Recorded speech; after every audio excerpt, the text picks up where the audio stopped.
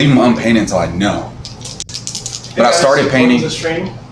Hey, so I'm Bruce Marker. This is our test streaming that we're using the Texas Trio team event in September at the KITX event. Hopefully you all join us there. Today we're going to have a streaming game between Jony and Jayson. Jony's going to be playing Imperial Knights, and Jayson's playing Chaos. So we'll get to see a good competitive matchup of Knights versus Horde. And guys, if you could just kind of get into your armies, starting with you, Jayson, just to give us the rundown of what's in your army. So this is my Zinch army. It's a battalion of Thousand Suns. Battalion of Thousand Suns. It's going to be led by Armon with 2 Demon Princes. It's going to have 3 Shamans in it. It's going to have a group of the Zangor Enlightened with bows, a small group of the Zangor Enlightened with spears, a 10-man cultist, a 25-man Zangor bomb, and then another 24-man Zangor bomb. And those are in reserve? Yeah, and those are in reserve. And then on the Chaos Zinch side, it's going to be led by a Changecaster with the Changeling. It's going to have 2 groups of 10 blue whores, and then a group of 25 pinks that are also in Deep Strike, and then a 6-man Flamer squad. So that's my list. Okay. Jony? For the Imperium side, we're going to have a super heavy attachment of Thrust. We're going to have a Warden, a Lancer.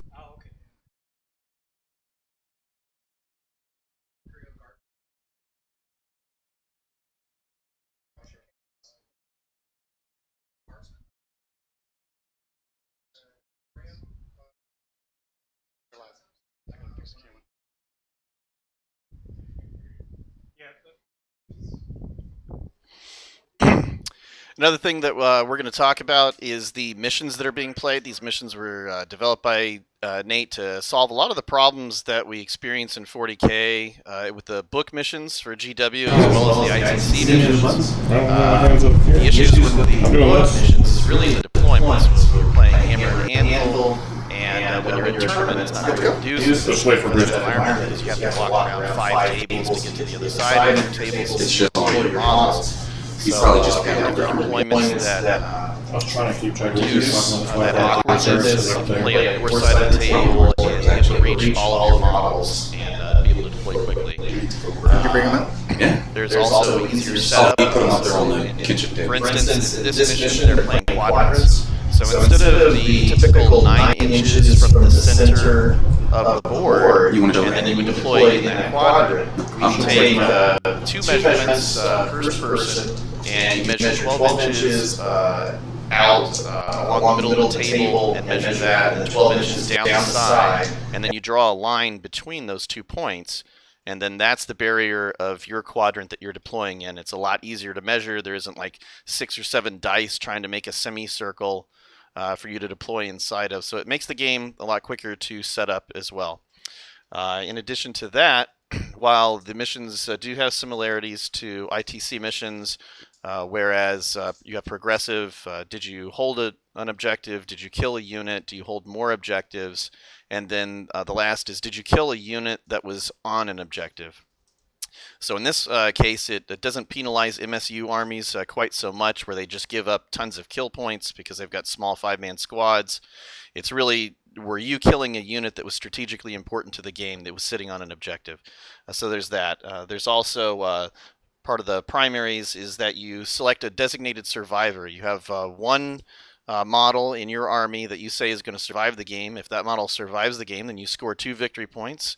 If you kill your opponent's designated survivor, you score 2 victory points for that. And I guess we'll go ahead and let you guys get on. Now, who won the die roll? So we'll go back. Okay. We'll jump back to the camera since that shut off. Oh, okay, you hadn't gone through all yours, had you? Okay. Okay. As long as you don't hit any of the buttons up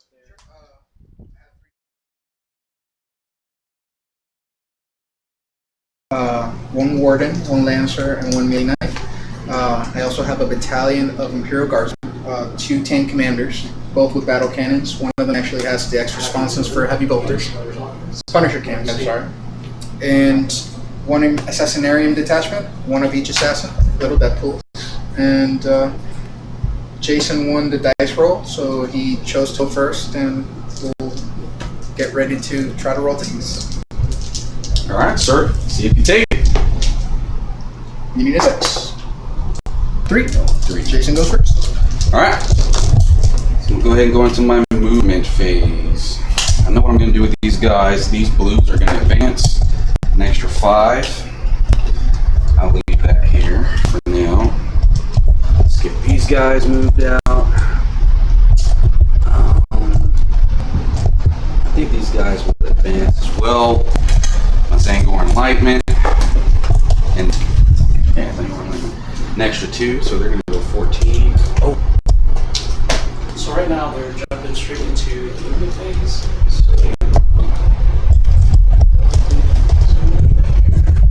Right, so Jason's got turn 1 there. After using his pre-deployment command points to This strike Zangor. 8 command points. Shaman is going to advance as well, an extra 5.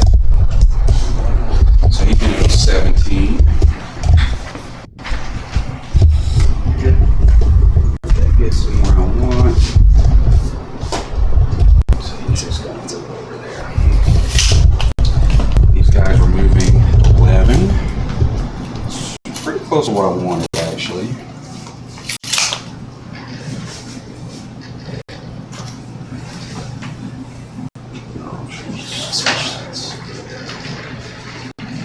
Make sure alright. See the bow guys. I'm gonna fly these dudes up and over. Let's get them here. Well, Raheem, most Warhammer players can't afford insurance, so the Knights will stay on liability. Imagine. It's really the uninsured owners that just drives every cost. Yeah, between the weapons and everything, the insurance companies try to This ding you guy for so fly up there. Let's move these Zangor. I'm gonna advance the Zangor. Yeah, I'm gonna advance the Zangor. So they're going to. They're gonna go extra 2.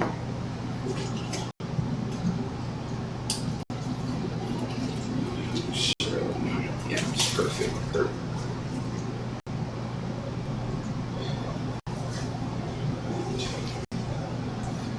Whoops. Get them up there. thanks, Jim. So you can see here that Jayson is utilizing terrain to his advantage.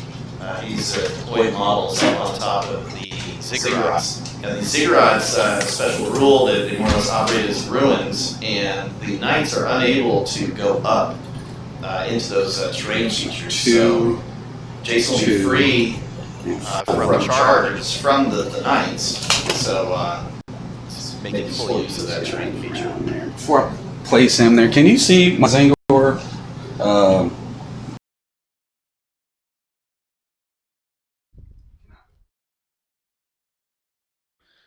You can see Jony's deployed his Vindicare Assassin up onto the 4th story of that ruin that's back in his quadrant of the board with a really great view of the entire table. In order to get out of line of sight of this guy, you're going to be hiding right up against those ziggurats to block line of sight, or even be back inside that ruin. In fact, I believe that that assassin is so far up, you may be able to see over the hill features across the table. So where you think you might have protection from line of sight because of his angle, he's got you anyway.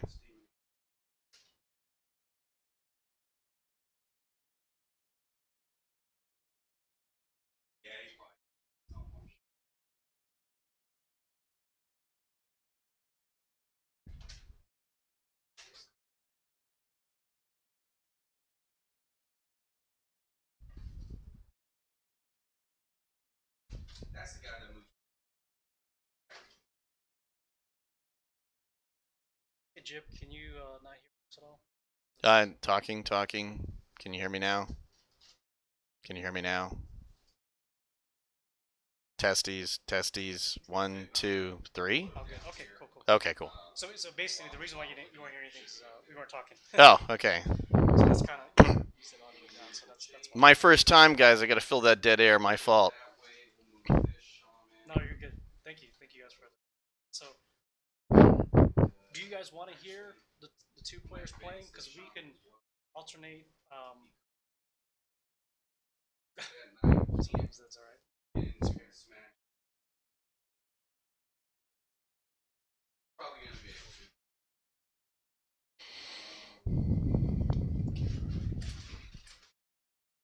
Do you guys want to start your game timer or play without it? I started. Oh, okay. Now we do have a time function here on the overlay, but it isn't quite functioning yet. So the players are playing with a clock on the side of the table, but by the time we get to September, you'll be able to see the remaining time that each player has.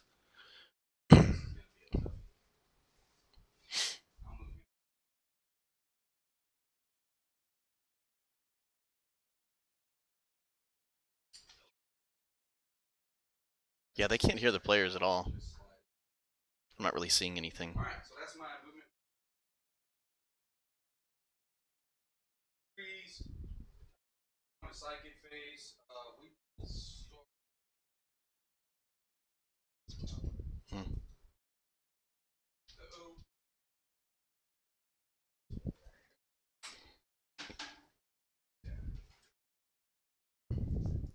So obviously in a Chaos army, the Psychic phase is really important. Choosing which powers to cast first, whether you're in deny range, this is all important.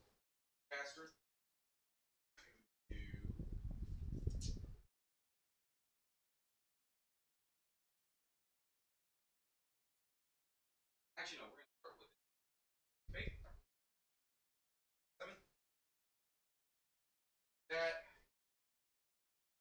Caster will do. You guys. Goes off with a 7.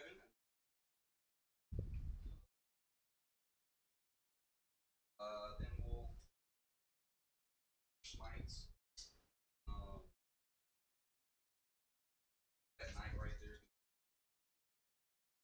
Got an 8 check. Oh, there's a 20. But 18 for his. Start with his. The 6 that goes. Then we'll do his. So there are clocks in this match. We don't have the time function working quite yet for your display. That will be functional by September. They do have a clock running on the side of the table that you can see there in the distance.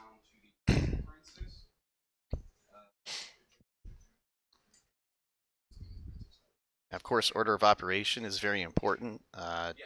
Jayson's running 1,000 Suns detachment as well as his Chaos detachment. 1,000 Suns have bonuses in the fact that they can smite from and do any of their powers from an extra 6 inches away, and they also don't incur the smite penalty of each successive casting attempt.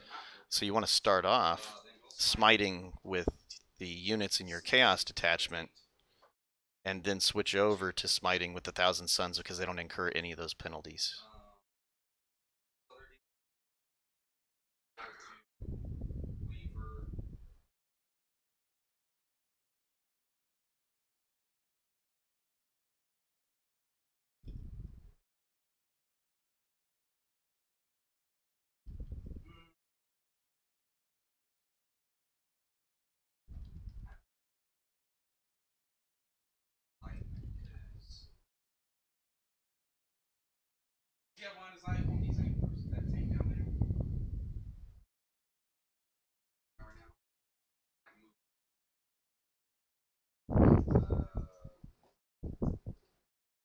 Shameless. Shameless, Nate. I wouldn't call them beautiful, but they're okay. They are tabletop legal. Yes. They have 3 colors on them. Mm-hmm.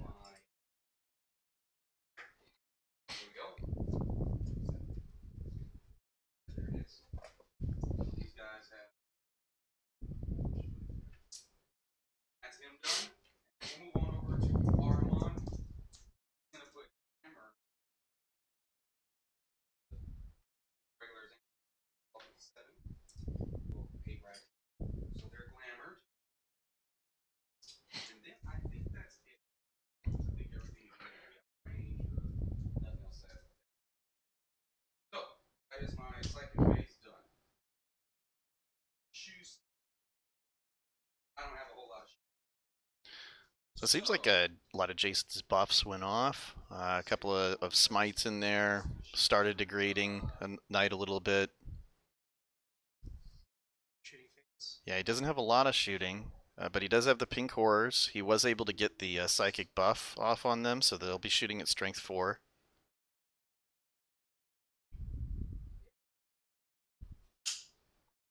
Alright, so they're all gonna shoot the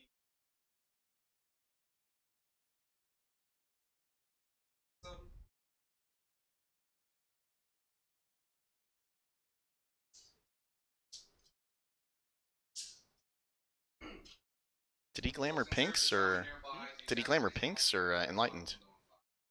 Did you what? I thought he had glamored some pink horrors, Oh. but it looks like he glamored some enlightened. He did. Yes. Fingers. Hmm.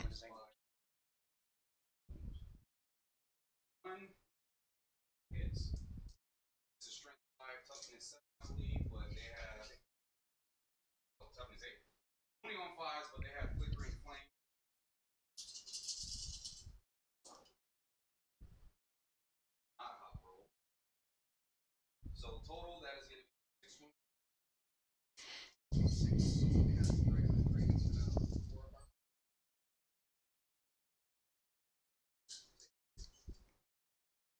Alright. No, that is my.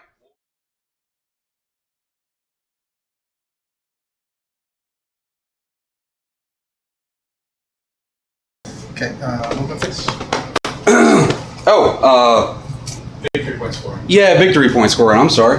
So, 2 objectives. A unit? 3. You did not kill a unit.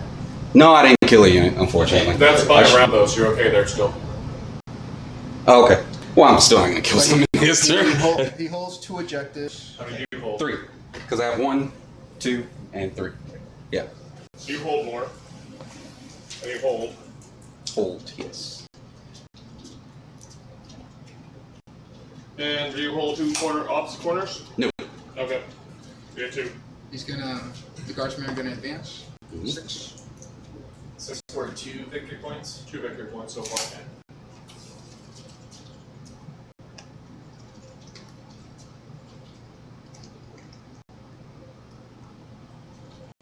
So in his first turn, Jayson was able to score 2 victory points. Oh.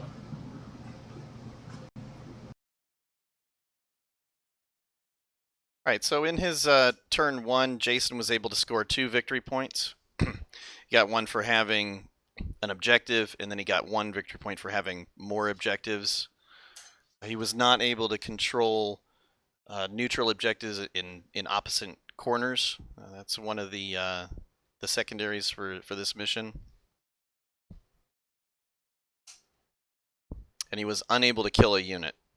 So that may factor in huge. It's one of the weaknesses of a demon army. They kind of are slow. Getting out of the gate turn 1 tends to be difficult to kill a unit. And Jayson's experiencing that right now.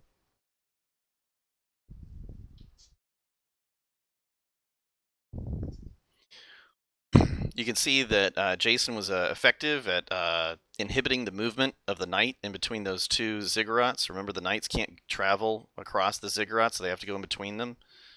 And Jayson was able to block that off with the cheap filler unit, just to keep those knights pushed back as long as he can during this match.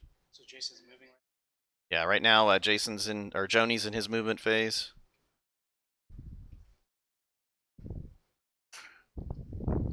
It's got a little Klexus assassin there, getting dangerously close to some psychers.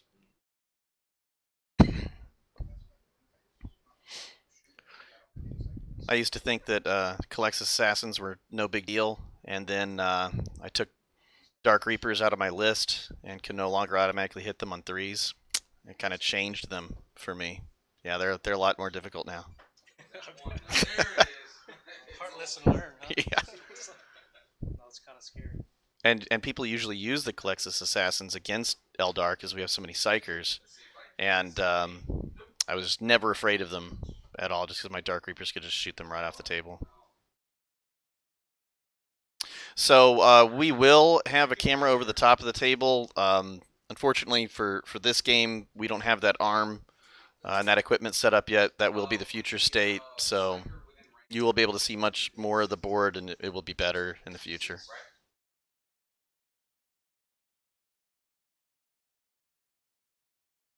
And then if you see that smaller camera view down below on the screen, closer to the center of the screen, bottom, that's our hand cam, where we'll be focusing more on units that are engaging in the action, taking casualties, shooting, being shot at, things like that.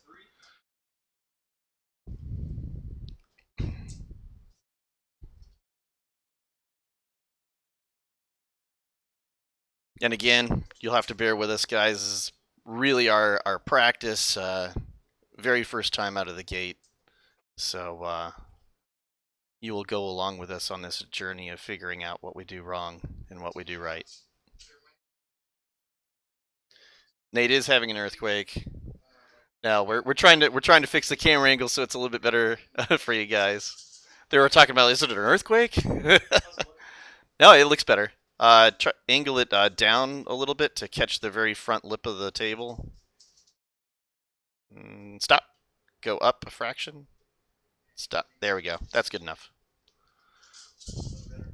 Yeah. Oh no! Okay, we've had another earthquake. It's really bad. We're filming out in California right now.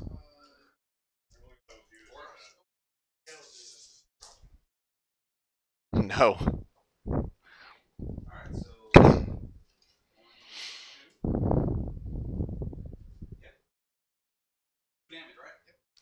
Doesn't look as good now. That's really... That's on. Now lower. Considerably more. Way more. About another one of those. And another fraction or two. And I think that's good enough.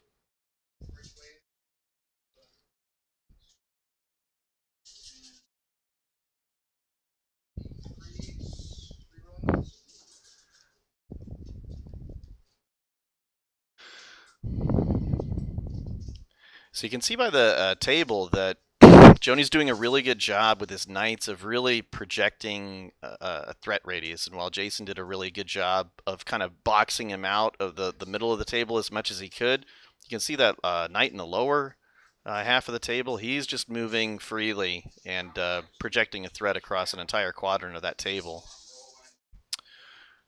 Which is going to be important because there's a lot of deep striking units coming in with the chaos, and it just removes portions of the board that they can appear at. He's protecting his tanks and making sure that units that are getting charged at a deep strike are knights and not his tank commanders. Everybody knows who Jony is. What are you talking about? And I think actually you'll see how it changes from Imperial Knights to the player's name. So you can see Jony plays for Redacted, and then it'll change to Imperial Knights.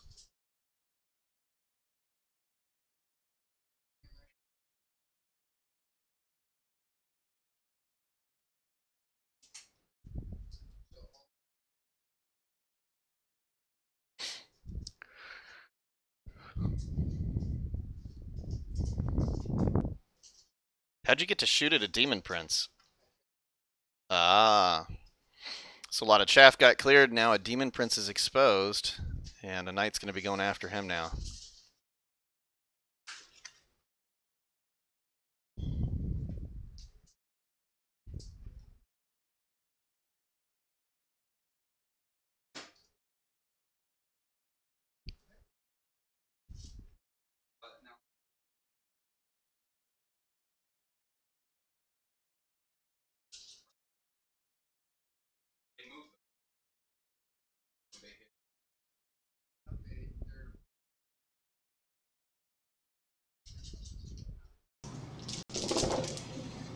So I need 5s because you're T6 and I am strength 5. So 7 saves on the first wave. Okay. So these would be 3 ups. 2 ups because you're 3 up armor in cover. Oh, yeah. Indeed. I fell 1. He takes a wound. You 1.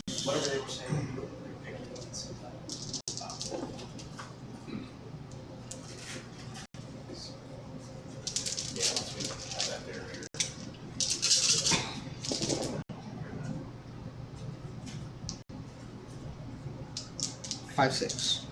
4, right? That's a 4. Oh, I'm sorry. 4. Good. Okay.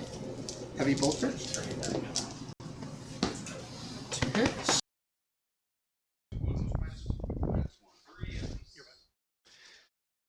Yeah. Okay, I'll be back. We were switching you over to the audio of the players so that you could hear their interactions. They just love hearing my voice. It's silky and deep.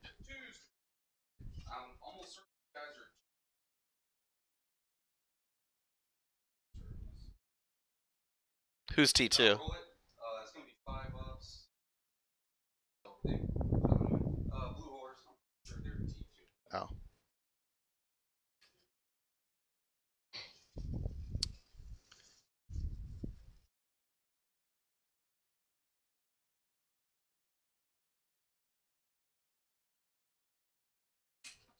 What's it? No Twitch commands. Not right now. Not right now.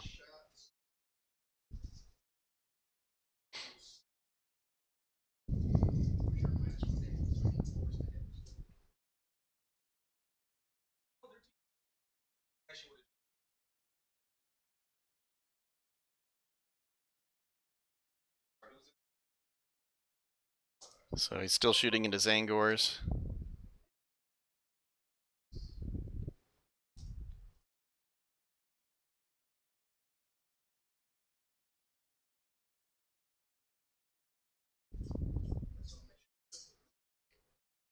All right, shooting phase is over.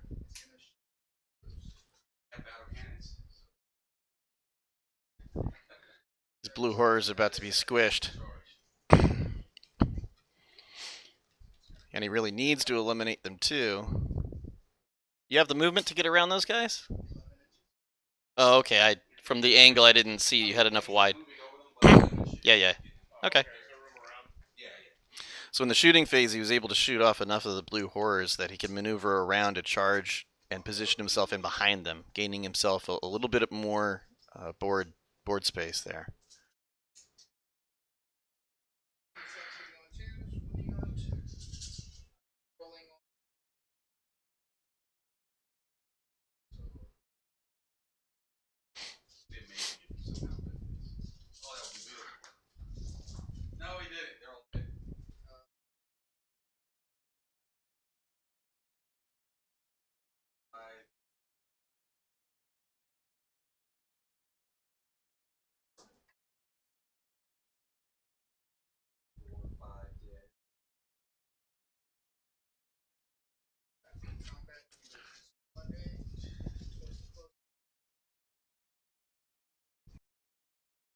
turn.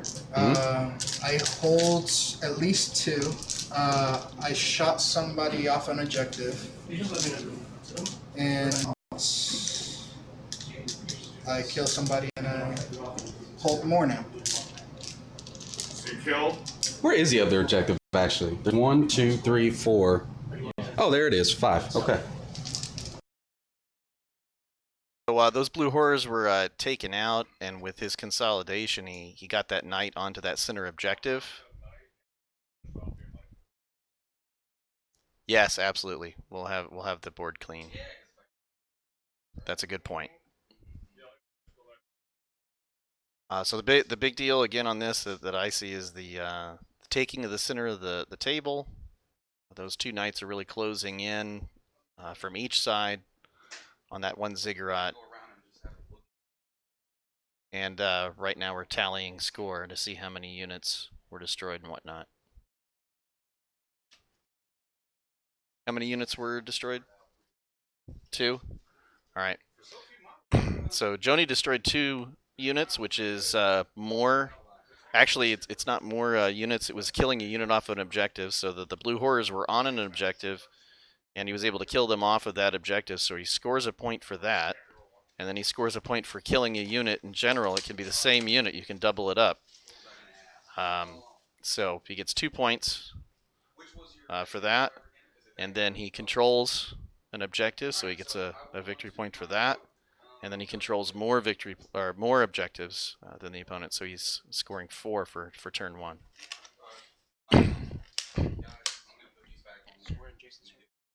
Right, now we're back to Jayson's, the top of turn 2.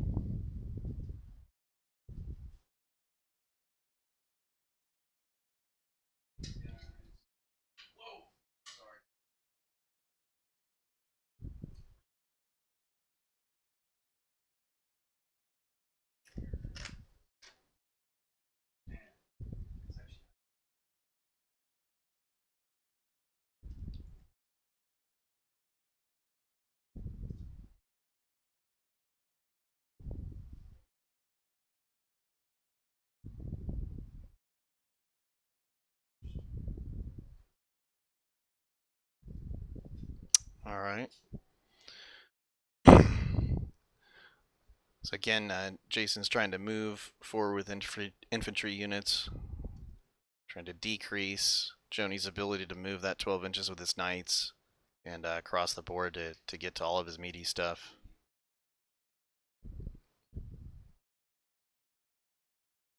Shifting around on that ziggurat to get better lines of fire.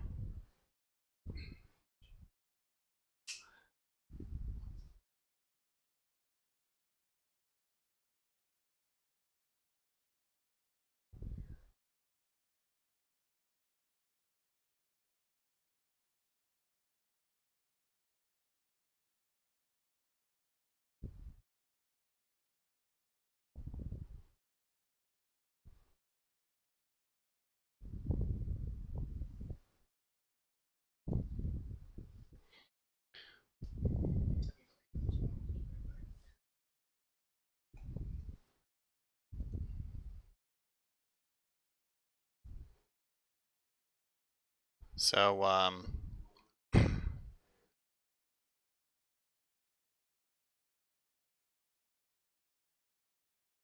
is difficult to see the models on that side.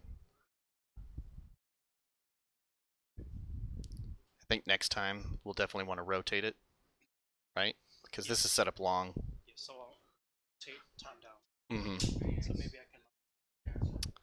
I almost think a slight angle might be helpful. I'm not sure. We can play around with that and see how it goes. I can easily mount the camera, I guess, on my ceiling.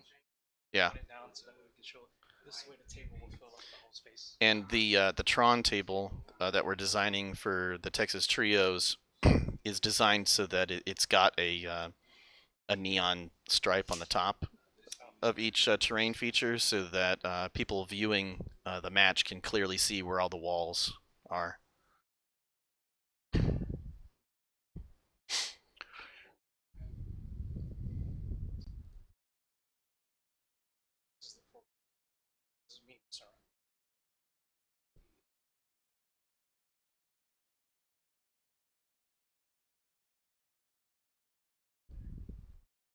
Demon Prince is coming out to play.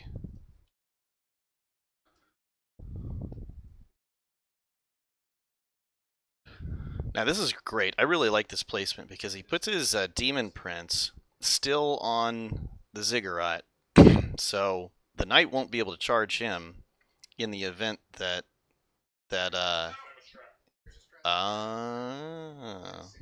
yes. So theoretically, even if the Demon Prince were to miss his charge, he can't be charged by the Knight unless the Knight uses a stratagem that allows him to attack models on higher levels of ruins.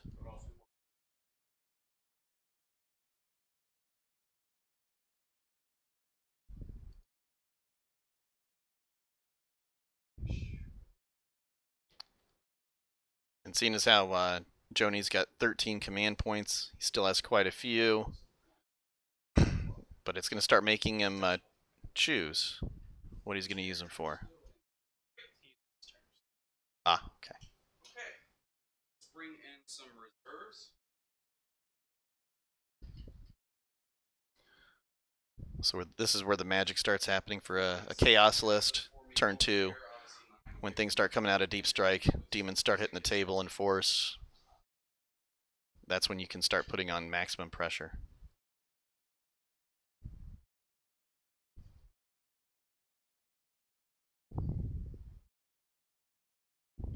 Again, Jony did a really good job of protecting his tanks, ensuring that they were not susceptible to a Deep Strike charge.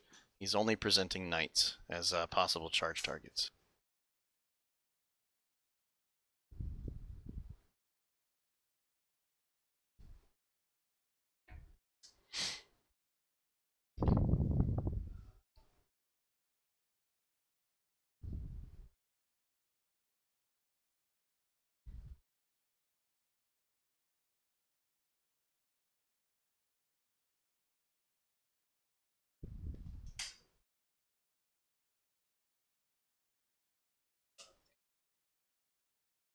Yeah, but I mean.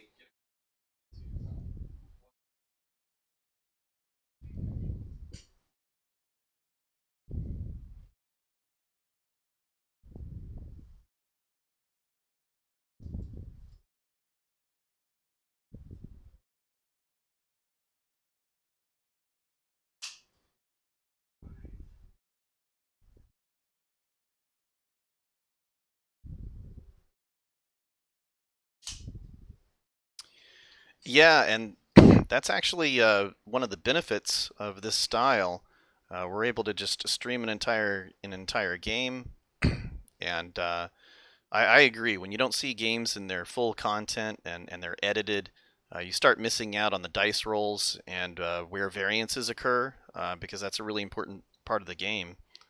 You can take averages and your statistical norms, but variance is a big deal, and without being able to see the game in its entirety, you do lose a lot of that.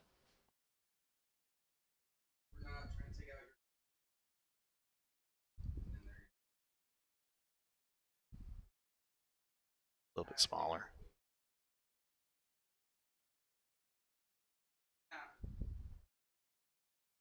Sure. I don't need my logo to be that big. The ladies like me good enough already.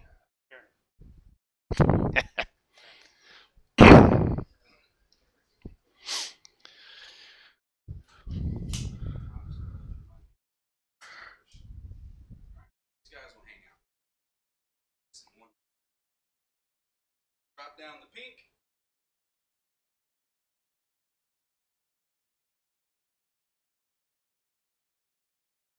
So this will be really interesting. I think it's really important to kill the knight on that center objective this turn. For one, you're scoring a victory point on it because remember, you don't score victory points by killing more units per turn. You're scoring victory points by killing a unit that is on an objective. That knight is projecting a lot of threat. He's on the center objective. And so taking him out and then being on that objective will be a huge victory point swing.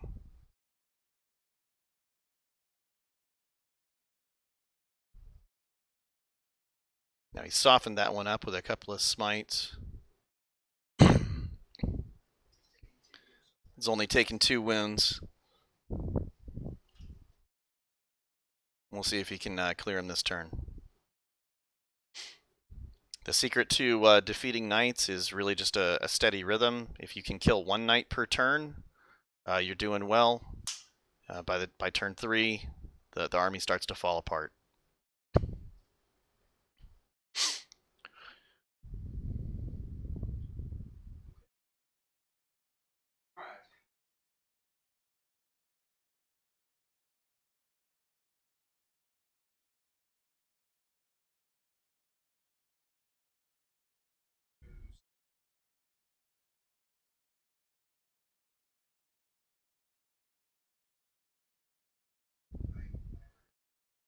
Alright, so Jony's popping a stratagem to give his knight a 5-up invulnerable save.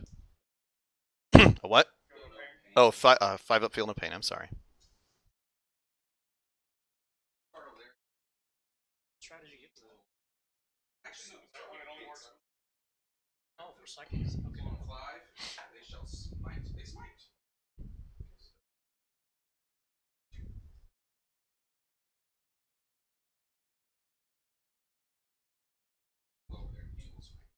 Smite. 6. So he's getting pretty lucky here, barely getting off 2 smites, 1 on 1 die. And then the next one rolled a 6, needing a 6. I can't stop breathing, but I will try to move the mic away. Okay.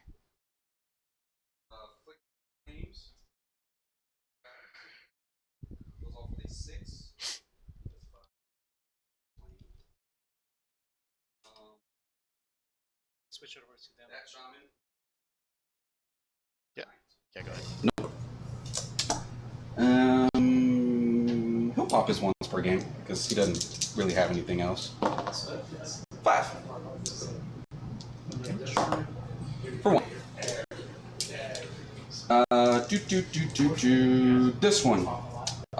He will do Zinch's Firestorm on him. I'm gonna need a 7. Nope. He'll pop his once per game. Double 2. 7. 7 goes up. 6. 9. Looking for 6s. 1 6. 5 up. I will take it. No, takes damage. He's down to 18 wounds. Alright.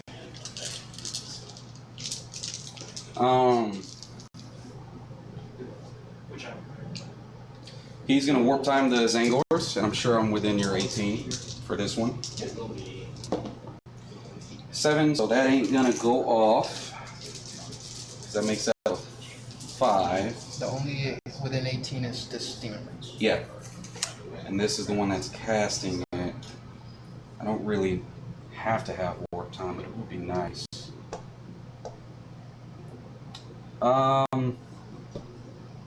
You know what? I will. I'll Gaze of Fate that one. Or no, I need that for their charge. So this will be a command point. Okay. Alright, goes off with 10. So I will move them 6 in a minute. Then he's going to Diabolical Strength himself. Flex is made available. Nope. Flex is made available. Need a... Yep, that's a 6. I need a 6, and you're minus a 2.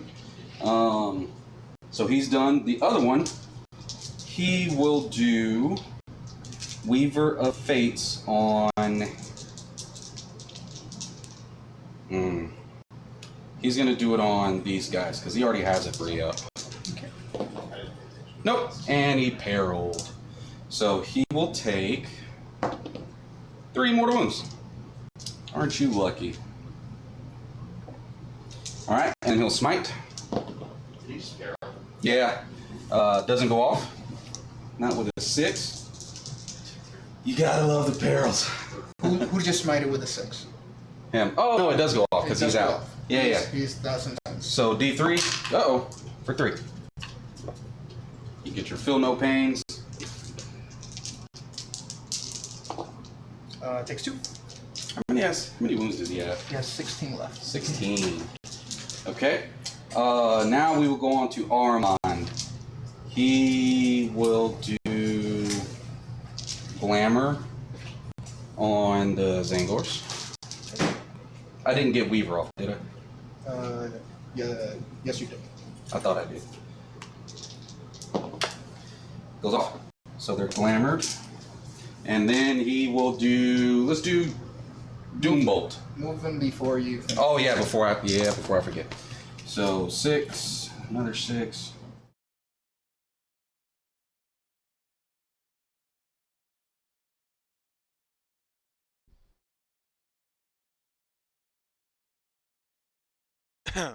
So one of the best places, ways for demons to take out a super heavy is out of the Chaos Codex. You can take a Khorne Demon Prince, you equip him with an axe, and then in the pre-game you take the axe relic for him. And what that does is a couple of things.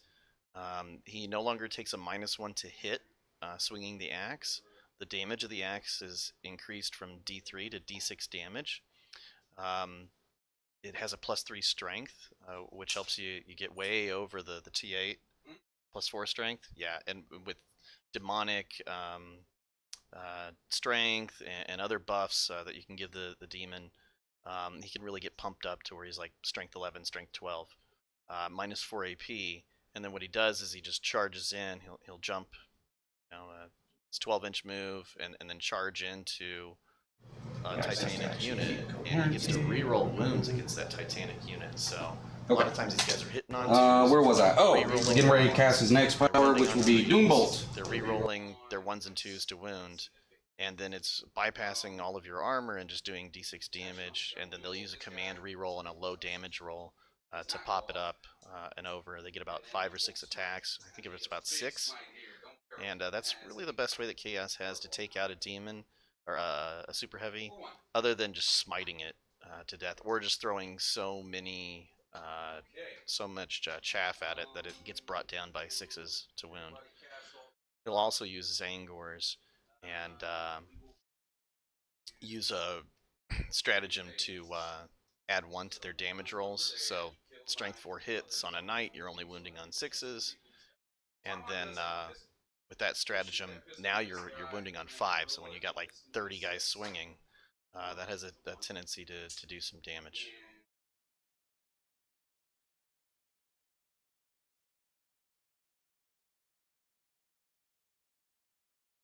It's 25 to them.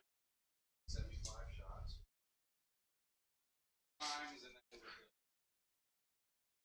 Yeah, 75 shots from these pinks, yeah. And of course he's got a Glamour of Tzeentch psychic buff on them, so they're +1 to wound.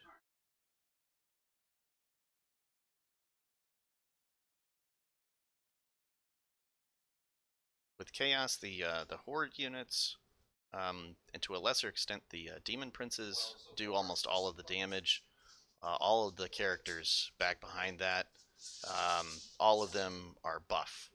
So they're buffing your ability to hit, your ability to wound, giving you an invulnerable save, a -1 to hit, things of that nature. So the secret to killing a Chaos list is to somehow get to the characters and kill those characters as quick as you can.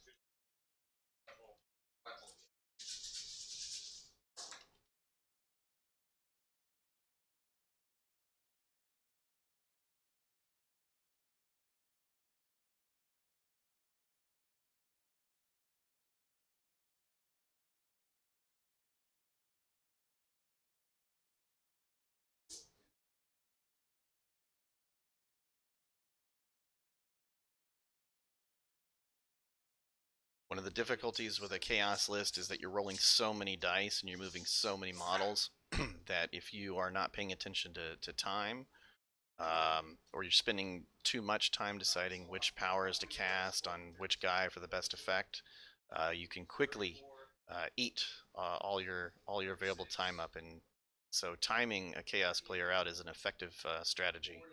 Just presenting them with multiple options that force them to start thinking about what they need to do for the best effect, and then you try to time them out, or get them so low in time that they start making mistakes in later turns because they're trying to move so fast because they're afraid of timing out.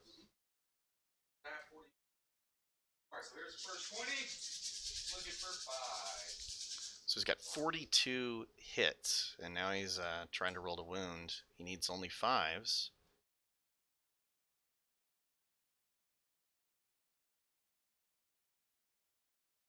Sounds like a good idea. 130? Stake at 130?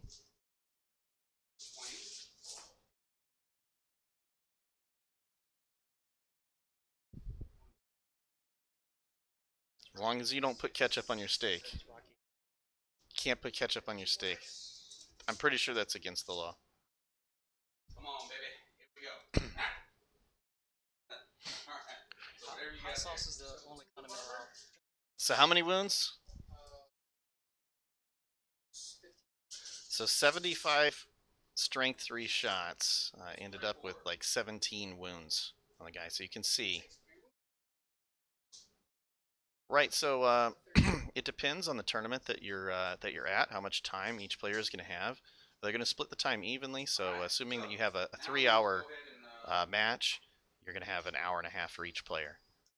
If you only have a 2.5-hour long match, then you're going to have an hour and 15 minutes per player.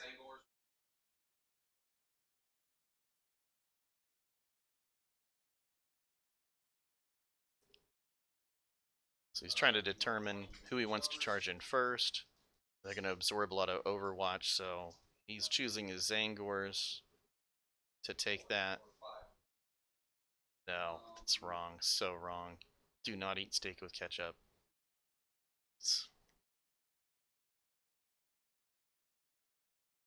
Can you kick people on stream chat? We're just kidding. We're not going to kick you.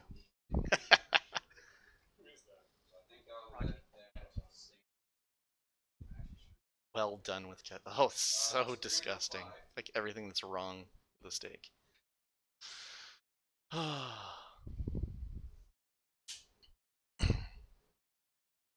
Hey Jayson, are you still at a CP or you are now? 7. Okay. You're 11.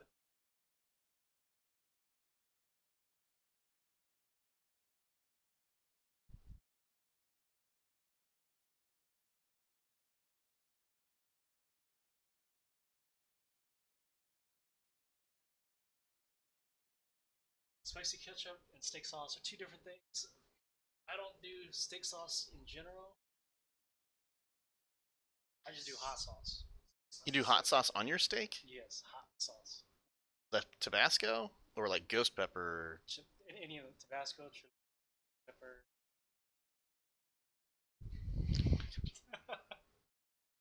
Spice. But if the steak's really good, you don't really need sauce. Yeah, you don't want to. Any kind of sauce. At that point, you're ruining the steak. I do agree with you. I don't ever eat steak at home. The only time I ever eat steak is when I'm out on travel. And I'm like, okay, well, you're paying for my $30 center cut fillet, and then yeah, it's an abomination to put anything on that. Yeah, I'm talking about like I'm gonna IHOP. I'm gonna put sauce on my steak. Yeah. Buy steak from IHOP. I mean, that's. See, me, I would never buy a steak at IHOP. They're not bad. I'd just be like, it's not It's good enough. I have problems with perfection. This is why you don't cook it yourself. Take too long. Well, I don't do a really good job either. Oh. I'm much better on the stove than I am the grill. Butter and the steak's really. Yeah, I agree with butter. Yeah, a bit of butter. Salt. Maybe. Salt, pepper, Yeah, butter. a little bit. Alright, so let's see how far they go. 249.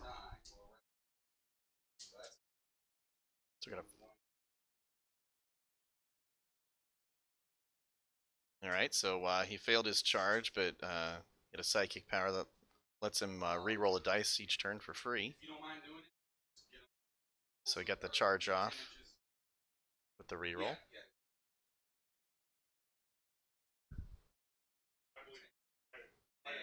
He's just trolling us now. Biscuits and mustard?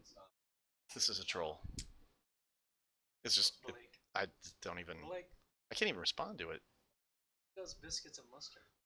I like biscuits, and I love mustard. Not together. Yeah, I don't think so.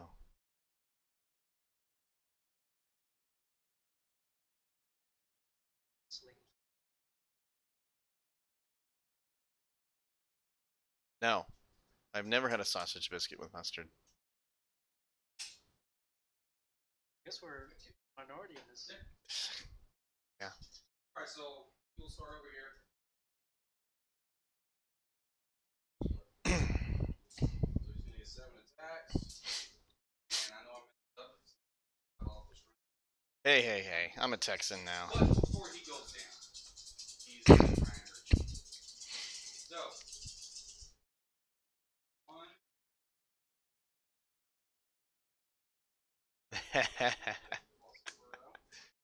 Hey, I've lived here for over 3 years. My mother was born on Houston, and my grandfather was on the USS Houston when it went down in World War II. So I'm a Texan, and you take that.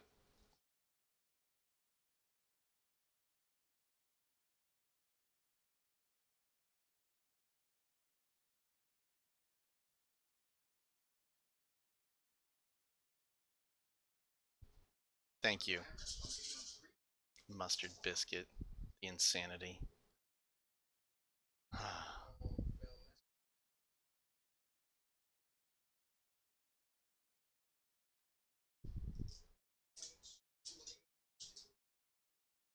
go to the...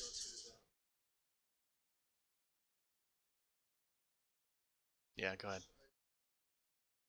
So yeah, guys, we're switching to an audio on the table so you guys can hear. So we'll jump back.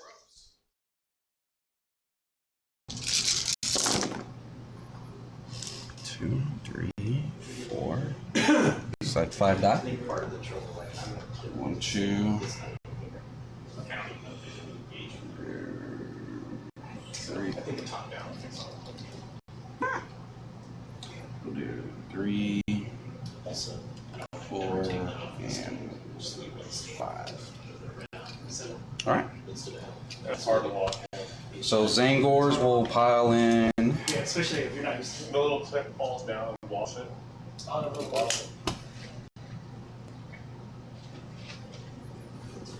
take it for granted because I slide it in, and when you slide it in, the clip goes down this way, and it does a lot. I'm just not used to it. Yeah.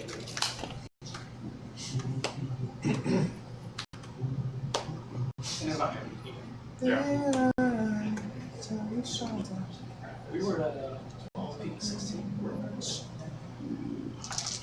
There.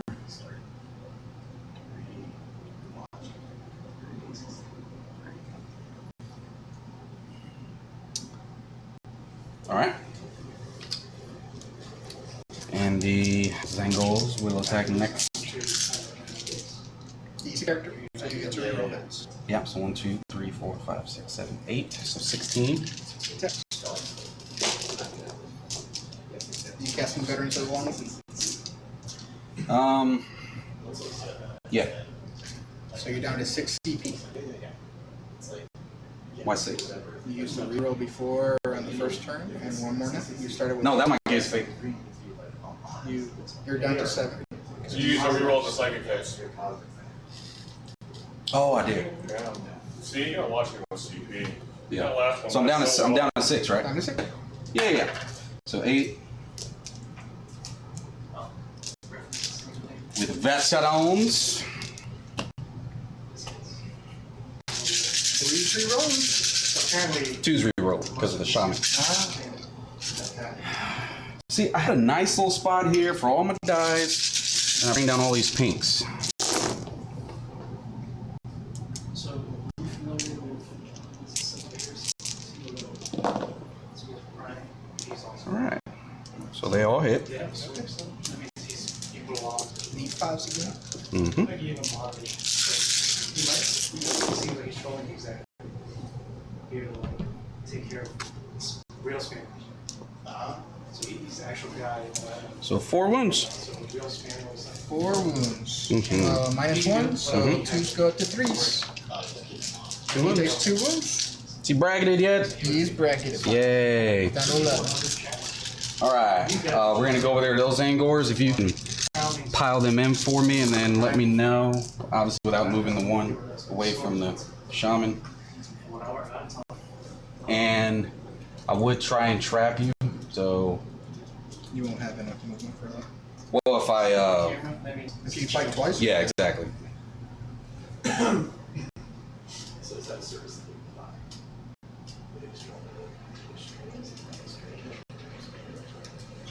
No, it's not a service. It's just. Can knights fall back over infantry? Yes. They can? I know That's the only time they can move over infantry.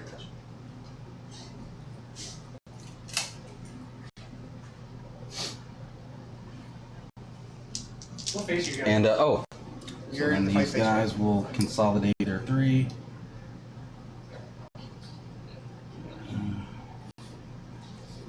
So I think it'd be easier for me to get a drop down to. Yes. Mm, Yeah. So happy. Yes. The reason why I have this is because I wanted to be able to view like whatever I'm talking about. It's my time. Oh yeah. All right. So how many do I have in range? You have.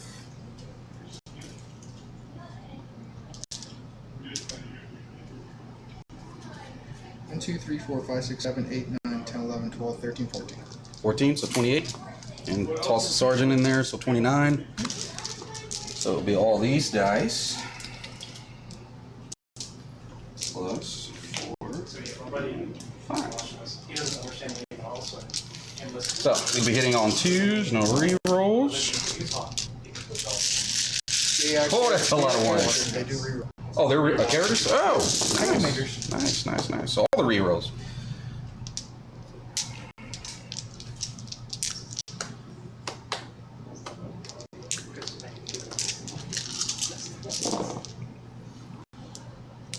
Still some ones. So T8 still, right? Yep. So it needs 6 6.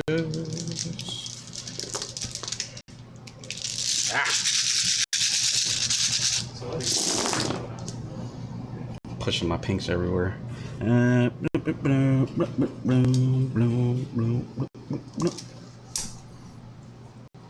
So it looks like 5 at -1. 5 forts. This takes 2 wounds. I'll take it. You're gonna pile in? Yeah, consolidate around. Yeah. I got your intent. Yeah. 3 inches. Wow, so that was. Yeah, just don't base to base them. I'm gonna base you on my fight. So my turn to thing, he's gonna pile in and base you the very last one, so you can't move. And it's gonna base all 4 of these and die. All 4 of those guys. Okay. And 2 So, attacks. something pretty important just happened. You see on the right side of the table that tank was charged by a unit. Now, of course, he wasn't able to kill the tank, but he was able to lock it up, and he was not able to lock it up? Oh, okay. He was trying to lap around on that left side with his models to try to pin that tank into the corner. If the tank is in combat with that unit, it won't be able to fire its weapons in the shooting phase, which is all of its damage output. So while Jony was trying to lock that knight down, or that tank down so it couldn't shoot, it's going to be able to back out at least.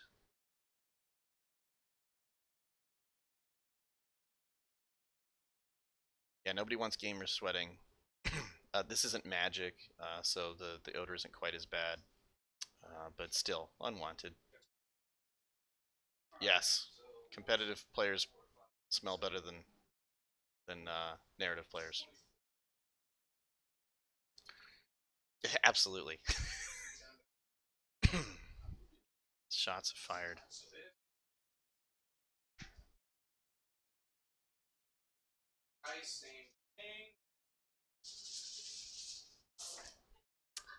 I don't even know what that is. It sounds awful. An exposed crack pandemic. I don't know. Yeah, that one's. Huh? Oh, yes. It's the like the plumber's crack. Yes. Yeah, yeah, yeah.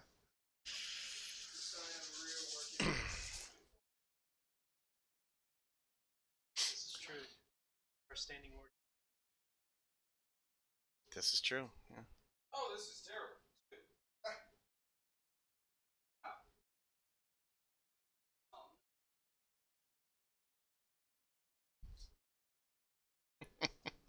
Yeah, it's data. You can't argue with data.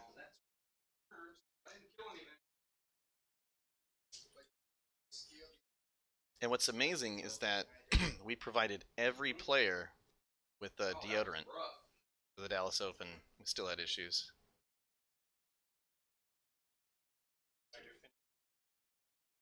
So what's the score?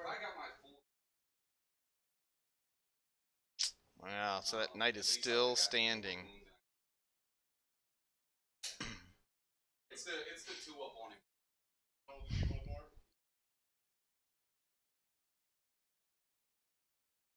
So let's take a pause real fast here and do our scoring. Yeah. Right? So Jayson, were you able to kill a unit? No. So no unit killed. Obviously, wasn't able to take out that knight that was sitting on that center objective. That's going to end up being a pretty big deal in this match so far. See if you can overcome it. You do control an objective, and do you control more objectives? Now, that knight before he moved, those are objectives secured around him, so they're controlling that objective anyway. So he's going to score 2 points. One for controlling an objective, one for having more objectives than his opponent. But again, he's been blanked on being able to destroy a unit. And with 3 knights out there, and turn 2, none of them have gone down. That's going to really start to show.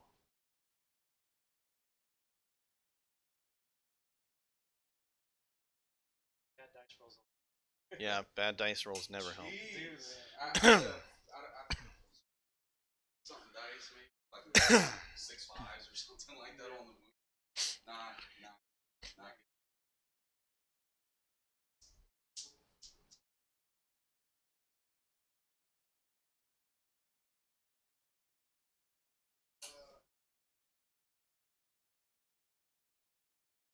All right, so Calexis is advancing.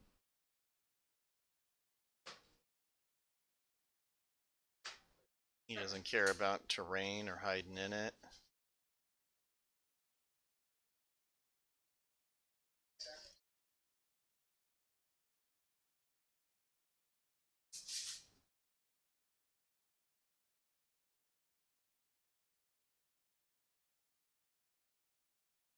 I told Jony right off. I just don't try to crush me by. Around till turn 3. Let's get a full stream out of this. Yeah, let's get a full stream out of it, man.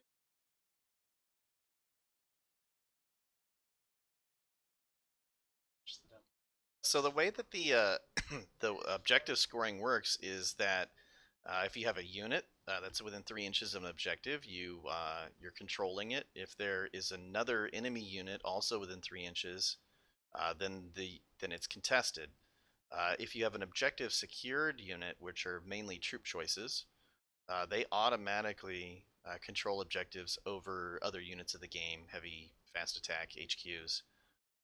When you get down to a situation where you have 2 objective secured units or 2 non-objective secure units that are contesting an objective, whoever has the most models within 3 inches of that objective is going to control it.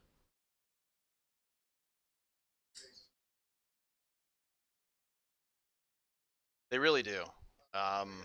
They do smell bad. Worse on the narrative side. Of course, this is a generalization.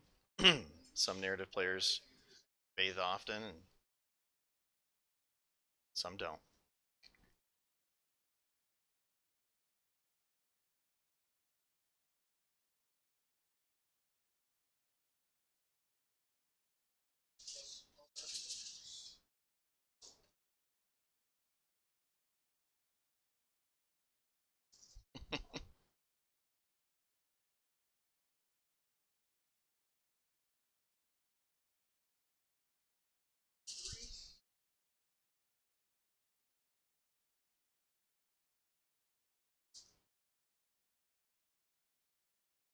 So it's an ability.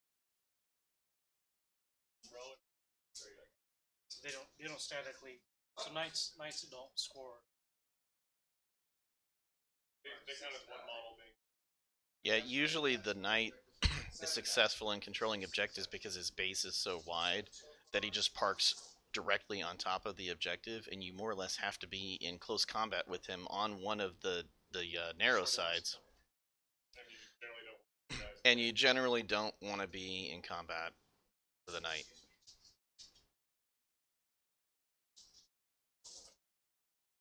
Yeah, that's true. Not many.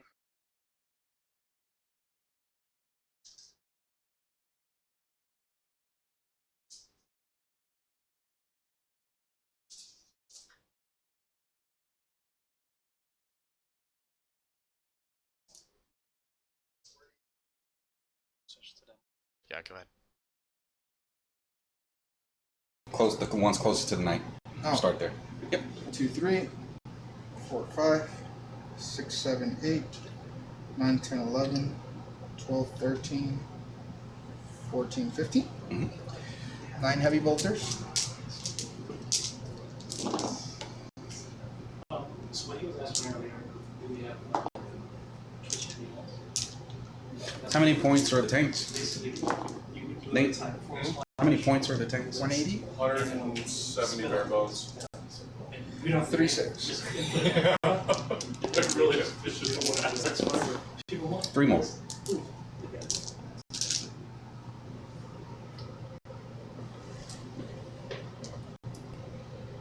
Nate, he's like, Yeah. He is going to shoot his gun.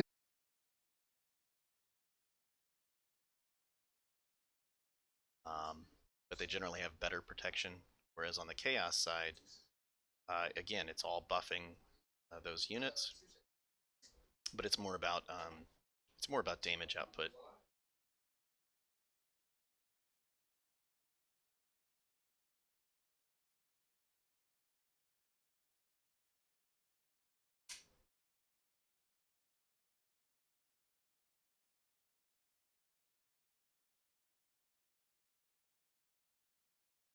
So you can see they're on turn 2. Their time is pretty low.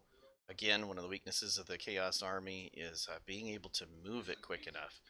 Being able to move everything into their correct position. A lot of the positioning is very specific, because you're trying to control board space. That's how you're winning with Chaos. You're not doing it by killing all the units on the table.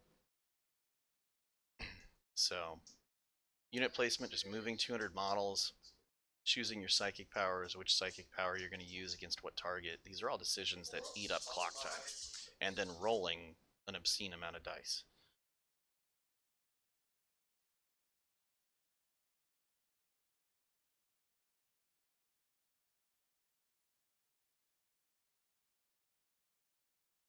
Oh, yeah, yeah. The inlet. Aha!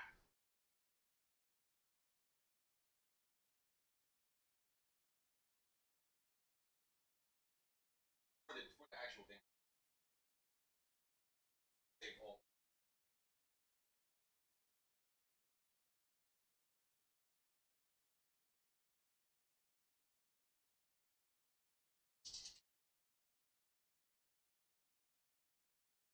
That is crazy.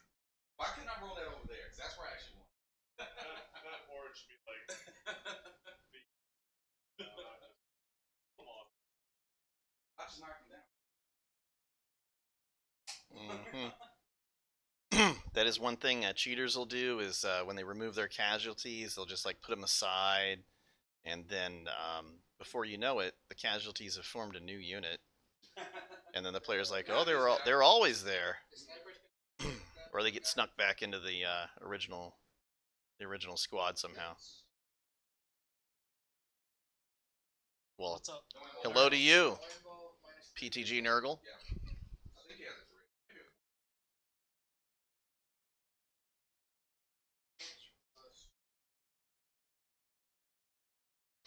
a 4.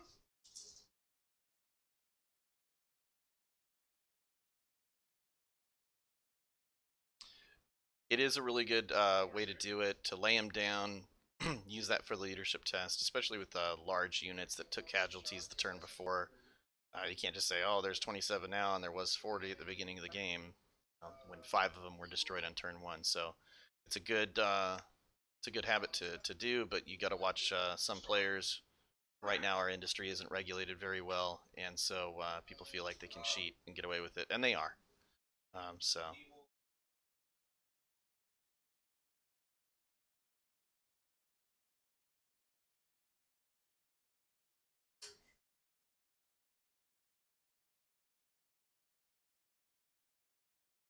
Yeah, when you're playing your first couple of games of 8th edition, it's going to be really slow.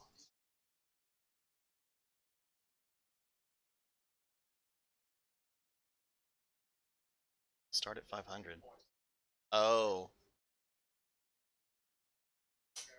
Yeah, when you're when you're first learning how to play the game, um, we recommend starting out at 500 points, just getting an HQ or 2, and then like 3 troops units, just to get some of the basic rules down.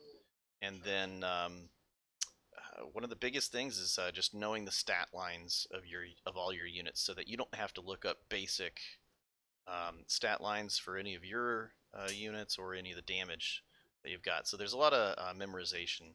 Yeah, I was playing in the 90s too. I played 2nd edition and got hooked. Missed a couple of editions, being married or going to college or whatever, but it's a great game, and 8th edition is a really good edition. It's one of the best that they put out. Yeah, they do put weapon profiles close to the back of the books, so that can help out. But honestly, memorization's probably the best way to go.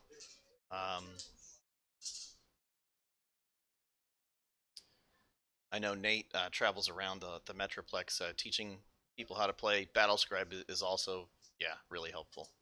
You can look up all your stat lines, and occasionally Battlescribe will have an error in it.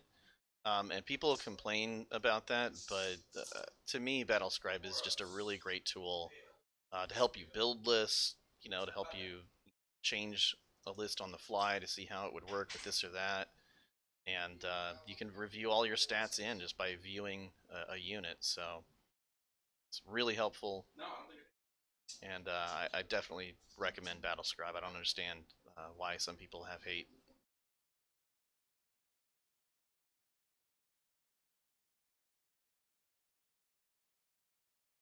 He is. He is.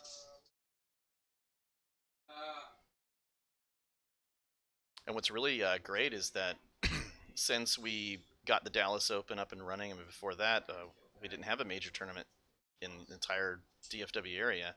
So now we've got the Dallas Open, we've got the competitive side, we have the narrative event at the Dallas Open too, so the narrative players can get their fill, right, because all aspects of the game are important. However you want to play it, enjoy the game how you want. Just don't dog on other people for either wanting to win or think that the models should be painted up really nice. To each his own. But yeah, between the tournament and Nate traveling around and the DFW area and teaching people how to play, the whole scene has really kind of sprung up, and we're seeing a lot of players who, again, haven't played since 2nd edition, haven't played since the 90s, and they're coming back to the game, and it's really a renaissance period.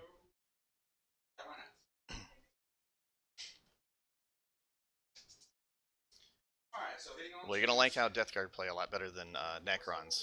For a army that bases itself on survivability, Necrons are really struggling right now. There's 1 or 2 competitive builds that you can use with them, but once you know how to defeat those builds, the list kind of falls apart. Death Guard are just so much more survivable.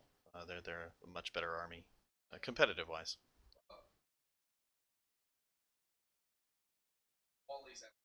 YouTube, we have like battle reports. That's what got you back into the game, watching 8th edition battle reports, or like okay.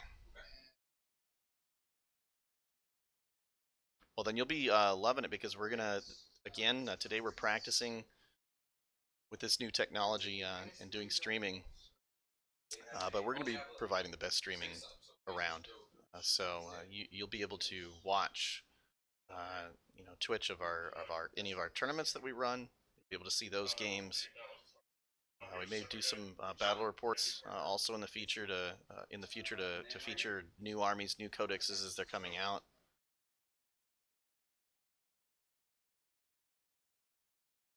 So how do you? I don't know if you can hear.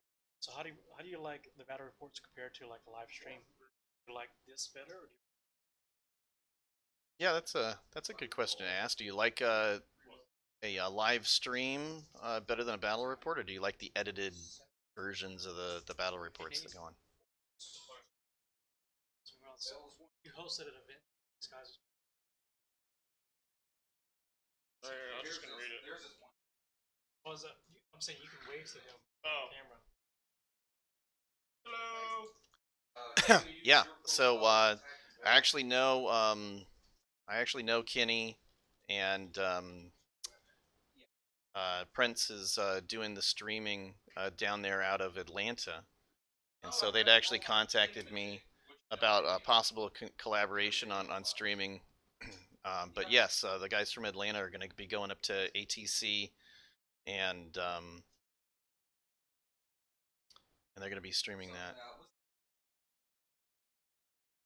Yeah, and I think what you're gonna find is that when you're just getting back into the game and trying to learn, those edited battle reports may be more helpful to you.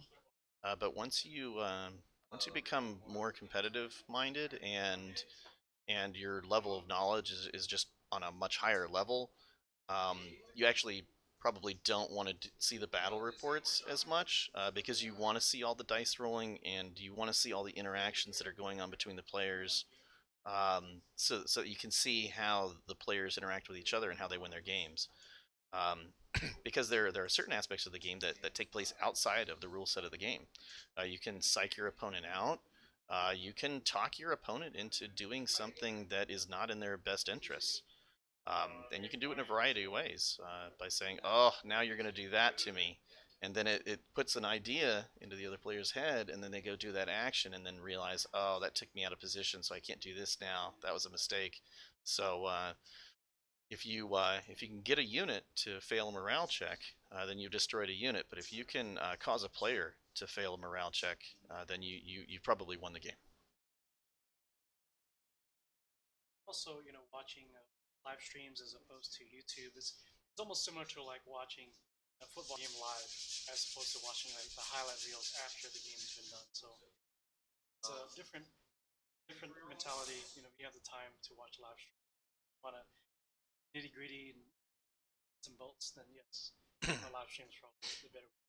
Yeah, and you mentioned Mini Wargaming, and I've seen, of course, their battle reports. They've been doing battle reports for quite some time. They're one of the early entrants. The only thing that I don't care for about the Mini Wargaming streams is that they don't put competitive lists out there.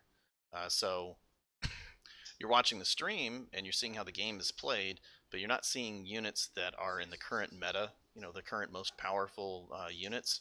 And so your ability to learn by watching that is muted somewhat, because you're not seeing what you're seeing here, which is a triple knights list, against a chaos horde list. How are they going to interact and whatnot. When you're seeing Sisters of Battle, play, God, what's another army that's just horrible that GW hates? Tyranids. Tyranids pretty bad. Big bugs running around, most of them without invulnerable saves. Yeah. So things like that.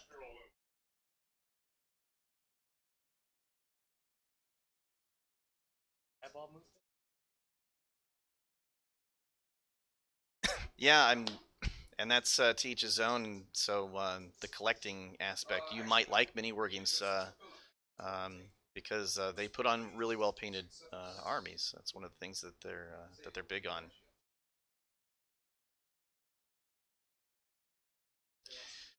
Yeah, you know, and I don't know why competitive players and narrative players have this like beef against each other.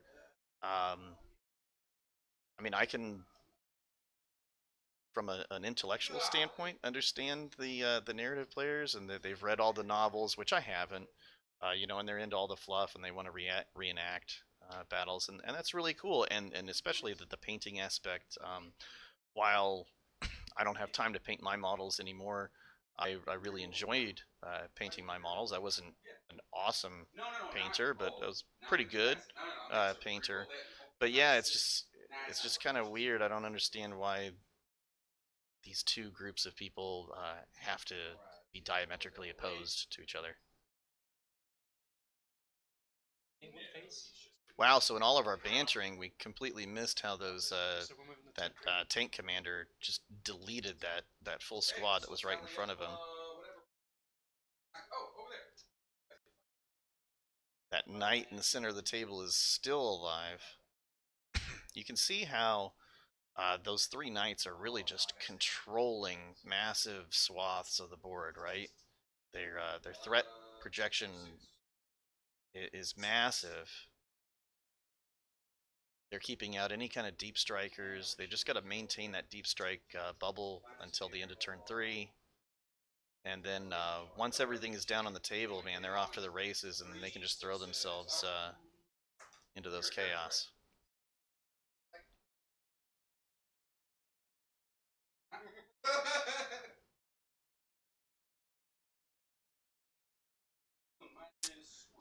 Yeah, I way back when in second edition, I played a buddy who played orcs, and he would always do the funniest conversions. Like one, he put a little targeting reticule right in front of an orc so that he could like shoot his rocket launcher, but the targeting reticule was actually mounted onto the rocket, so as soon as he fires the rocket, he's got no more targeting capability.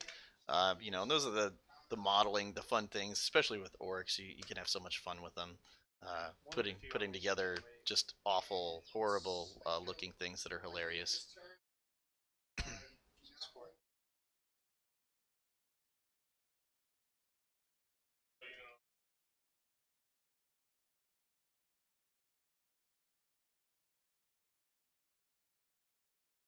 Okay, so how many points did you score in your bottom of turn 2?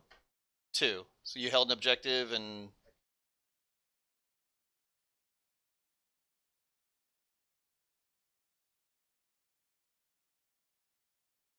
the holding the opposite objectives, right? So you got 2 points.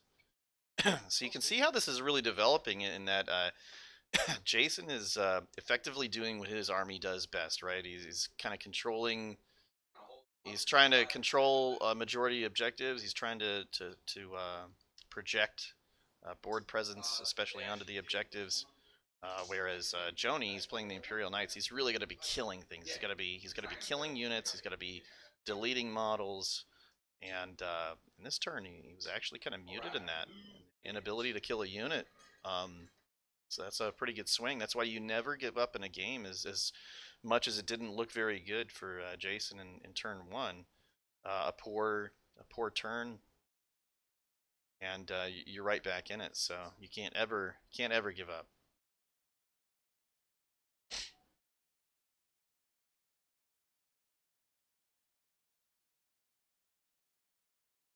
Yeah, it is. It is. It's hurting him because in turn 1 he killed more units um, of Jayson's, but he didn't score the kill more because that's not an aspect of this. It's really around the objectives, fighting around the objectives, and even the points that you get for killing units are mostly, you know, in conjunction with objective control.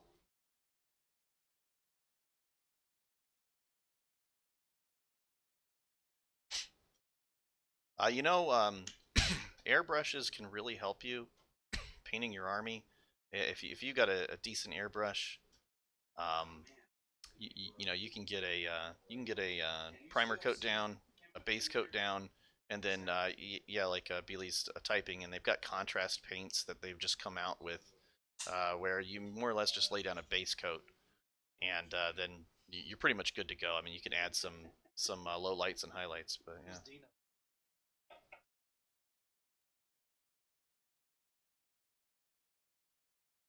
That's so hurtful. And I'm not a depressed Kermit the Frog, but I can sing Kermit the Frog songs. Oh. Yeah. You have kids? They're the rainbow one? You have kids? No, that was from when I was a kid. Why are there so many songs about rainbows? And what's on the other side? This is for you, Dino. Necrons are overrated. In whose galaxy?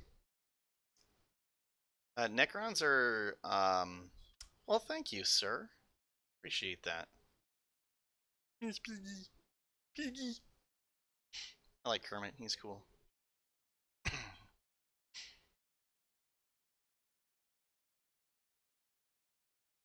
Probably not. You really did. But if you'd only had one more Tomb Blade, I think you'd have done better in El Paso.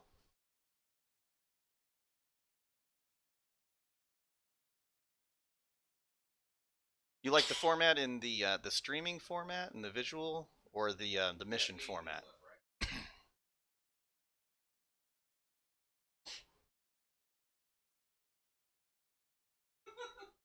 I think I should be able to.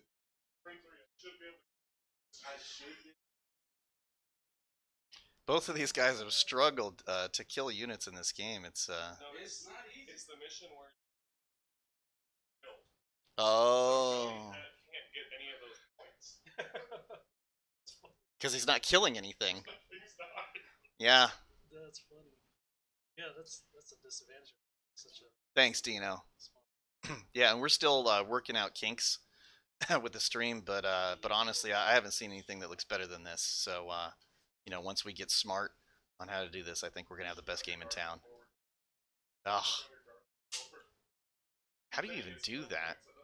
it's in Twitch. Oh, is it? Yeah, you like slash. Hmm. It's part of some of the commands. You know, I like Army Painter too. Army Painter's fine paint. I actually don't like the GW paints, not because they're bad or the colors are bad or they're hard to work with or anything. It's I don't like the pots that they come in. It's almost like they design them intentionally so that they'll go bad and you'll have to buy another one. It's like Apple, you know, submarining your phone with software updates, so you have to get more. Yeah, the pots don't cater to mixing paints very well, especially airbrushing. Airbrushing, trying to get that Oh. paint out of the GW pots to airbrush. Yeah.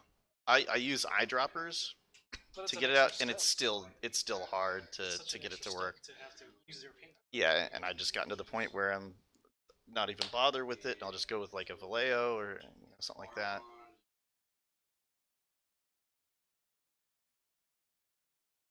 We have a local Reaper paints. Yeah, Reaper.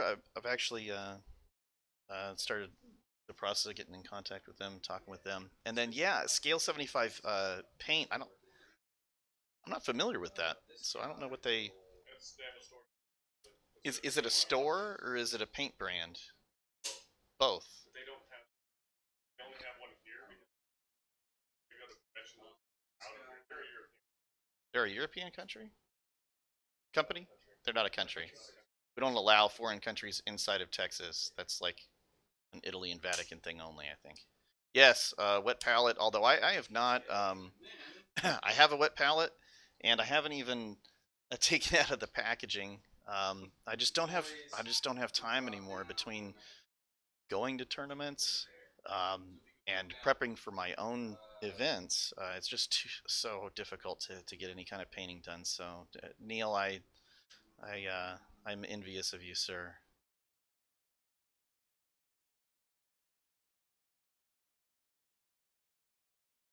They also make really great porcelain tile.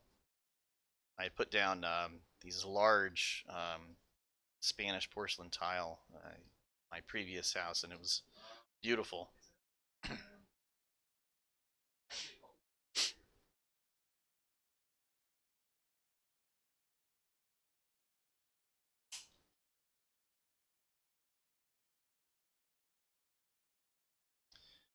Yeah, and Neil is also a previous Dallas Open champion.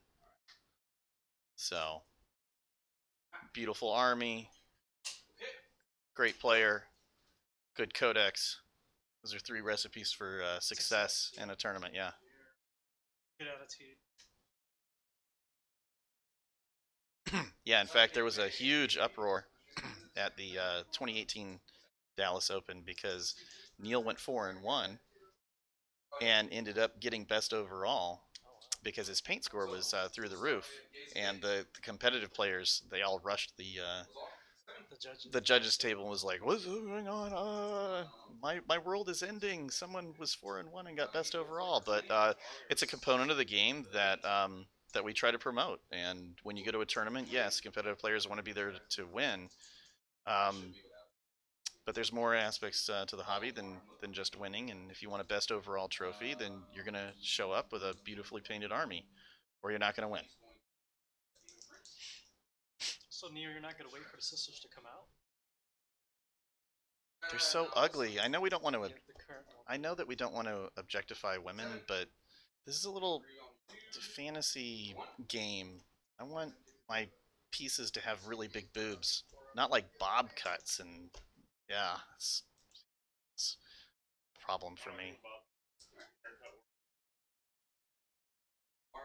Yeah, I went to Catholic school. The nun fetish just doesn't work for me. Yes, Sister Immaculata was no joke.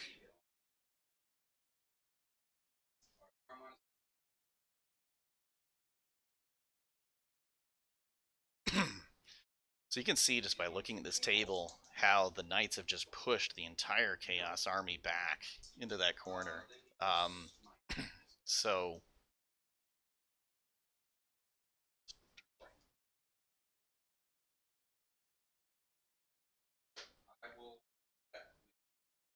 Sorry, guys, it's actually turned. Top turn.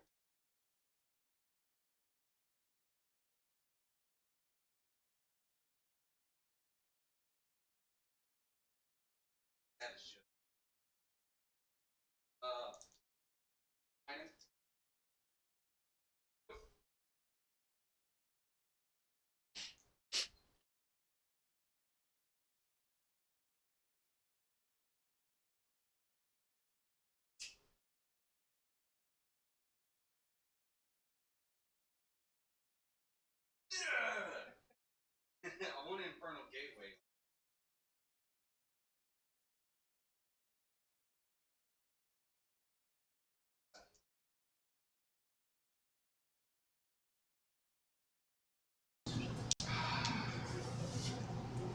Now he'll just put Weaver of Fates on himself. No, need a 6. Oh! Oh! No! That's just terrible. Alright, it is what it is. Is that on my second? No, this guy.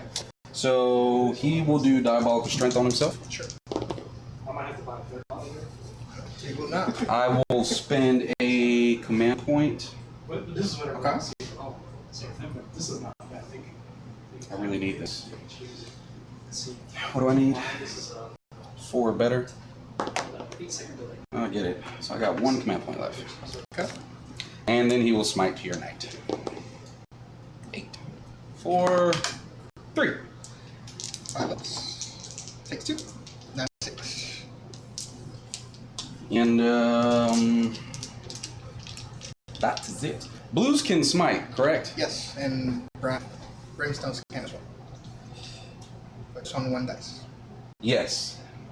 And they are not Thousand Suns. Yeah, so that would they increase. can't make it. Yeah, so now they won't be able to make it. Oh no. Alright, so we'll go ahead and move into shooting phase. What did I? They have Glamour. He didn't get Weaver. Yeah. And he just smitted.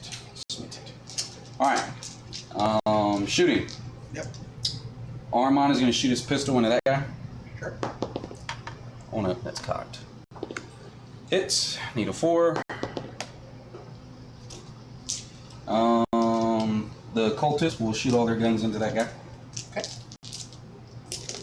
There should be. Oh, I totally missed a guy in there. 4, 5, 6, 7, 8. Yes. There's. I forgot to move one of the guys out. Leave one holding the objective. All right. Hitting on force. I'm big old. You're just old. That's a good dang roll. I'm not gonna roll that again though. And 5s. They're on their audio right now. 5 wounds. Where's the chat? You got it. All right, before you move them, I moved all them out of 6. So you roll a 4 up for him and him. And on a 4, they take mortal wounds. Where's the All right. All the chaos, the only stuff he's lost is his blues, his Zangors, his Enlightened, and one of his Zangor bombs. So he's still got 1 or 2 Demon Princes, he's still got Ahriman, he lost both of his Shamans, he's still got his Cultists and his Blue Horrors. So he's still got a punch, the problem is he's not anywhere on the board. And he just killed the Eversor, who should be blowing up over everyone in the corner right now.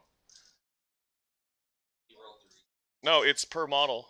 Oh, okay. So he got lucky on the Eversor blowing up. When it does that, when Eversor dies, every enemy unit within 6 inches on a 4-up, they take D3 mortals. So when he pulled everyone out of 3 inches so the Eversor couldn't consolidate or heroically intervene, they were still in range for when it blows up to possibly just wreck Jayson's list. If he had rolled well, he could have done half the damage to all those characters just surrounding him in that back corner.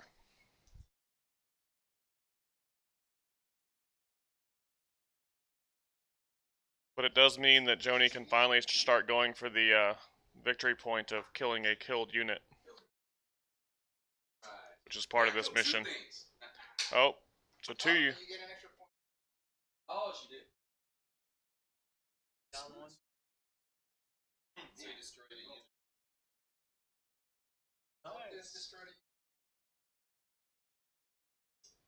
we're gonna go. So yeah, now there's 2 marked for blood units. They are in the back, which is kind of helpful for Jayson, but he still needs this front line to knock these knights out, and I don't think that Lancer's taken much damage.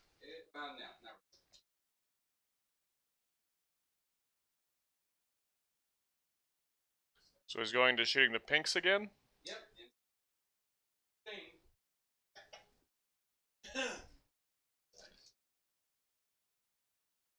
I don't know exactly how the pinks get all the darted shooting. I'm not familiar with them.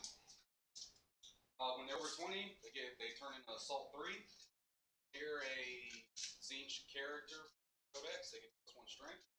They have Flicker Assault, so they get +1. Okay. And they're near Demon Princes that give them 1. So they get extra shot for being in a big blob.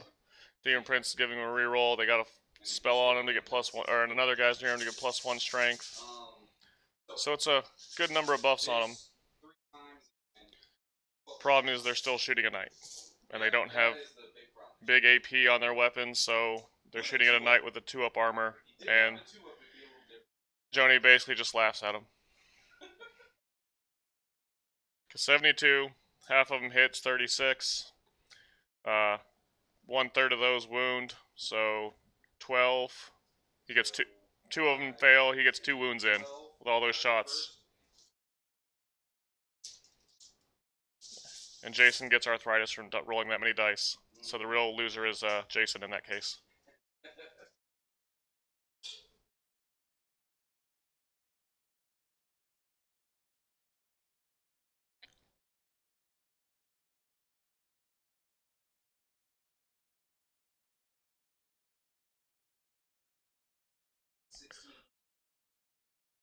Oh yeah, really grips the road. What weapons did you order for those? Yeah, Knights, if you get the wrong matchup with Knights, that person's going to wreck them really fast. The problem is, if you build an army around killing off big T8 models really fast, you're going to have problems with the list just like Jayson's, and you kind of have to be in the middle ground. That's why the Imperium list is one I actually has used. It's my list. I've used it pretty regularly. That's why I have the tanks to help me get rid of hordes and clearing, and so the knights fight the big things, the tanks kill the hordes, and the assassins just kind of do their assassin thing. I'm just a big fan of the models. They have some nifty tricks.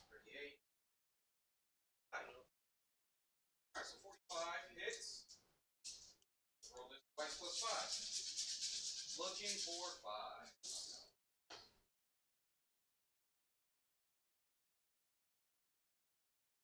Yeah, just the Leviathan's a big model.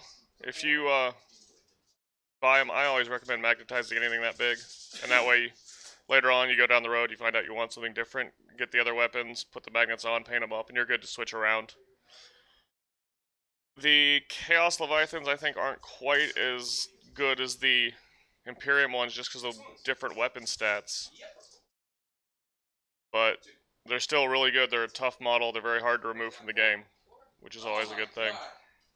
So, yep, just like I said, 72 shots, 2 wounds, completely statistical average. That knight's still standing.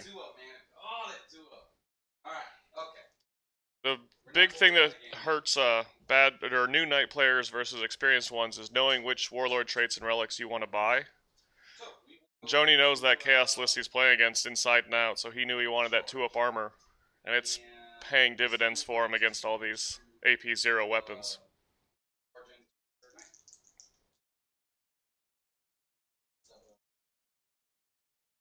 So now he's charging in, trying to finish off that knight, and actually got a stubber Overwatch hit. And he wounded... Who was charging in? Jayson, for some reason, decided to charge the Demon Prince first and take Overwatch, so now the Demon Prince got wounded.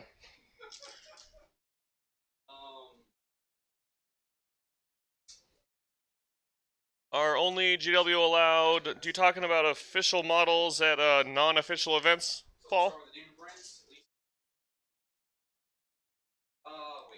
So whenever you're charging, always charge the most expendable thing first if you're doing multiple charges in the same unit to eat that Overwatch. At an event, if it's painted and it looks good, I don't know where it came from. I'm just going to assume that it came from the right source and not question you about it. Because I'm not going to sit there and scrape paint off your model.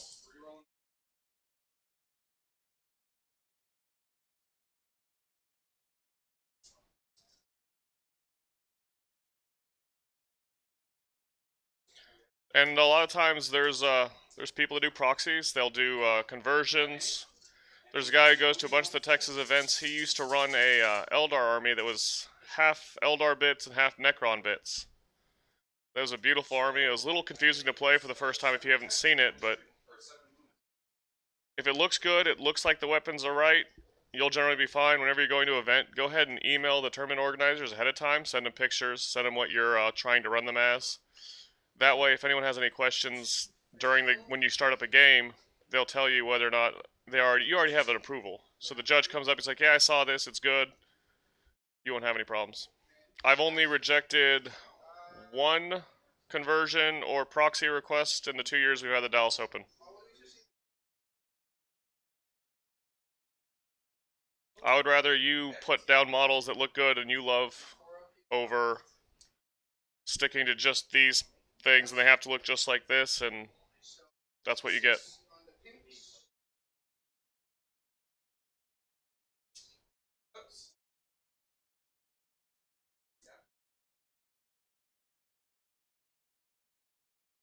I've seen a Mr. Potato at Morkanot. I haven't seen the Tonka Trucks wagons. I've heard about it. I've also seen one where they took a wrecking ball piece from a little kid's toy and they attached it to a Morkanot. So it actually had a swinging plastic ball.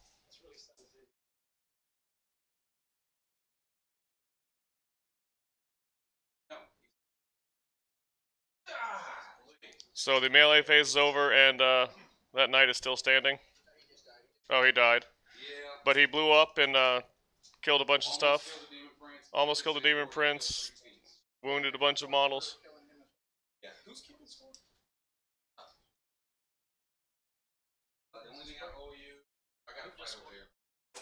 So Jayson's gotten... For this turn, Jayson will get 1, 2, 3... You should get the full 4. You'll get the full 4 this turn, right? You killed on an objective? No. Okay. It's just hold more. Okay, we'll check the score after this.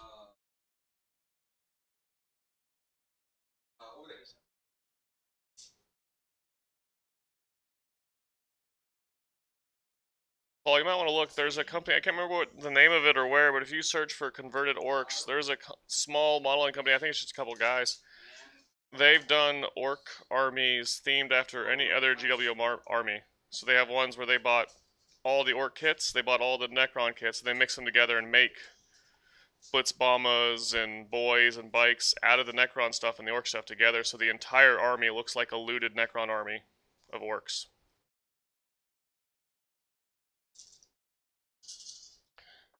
I don't know how long it takes them, but it's beautiful.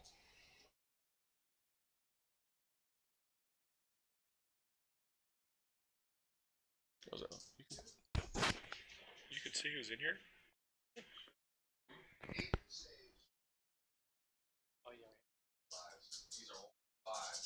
Calling it right now.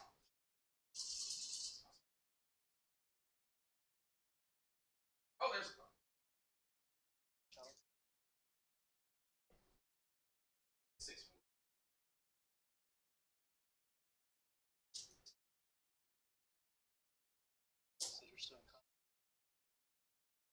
So the Lancer finished off the things on that far corner, and now he's wrapping around, so Jony's kind of stuck between a rock and a hard place, because around one side of the mountains is the Lancer, and on the other is the Warden, and right down the middle is going to be those 2 tanks. And he doesn't have anything really to threaten the tanks. Alright, so did you kill something? Do you hold more? Oh, no. Well, you got 1. Okay, you killed... How many units did you kill that killed stuff? 2. So 3, 4. Because you didn't kill on an objective. Yeah. Okay, so he got 4 more for Jayson. So you killed for each unit? He got 2 because he killed 2 units that have killed models. It's 1. You were saying it sounded like... He got 1 for kill, 1 for hold. He doesn't hold more. He didn't kill on an objective. And he got 2 units that killed units. Yeah. So if anyone's curious about the missions we're running, message me. I can send you the rough draft. The scoring system is color-coded, so you know when everything scores. Green's going to be, you do that in your turn. Yellow is you do it sometime in the round. And orange can be done at any time. I'm always looking for more feedback. I'm always nervous and I want them to look better and be the best things they can without being a copy of someone else's. The starting points, you start with 0 points unless you're talking about the command points they had to start the game with, Paul.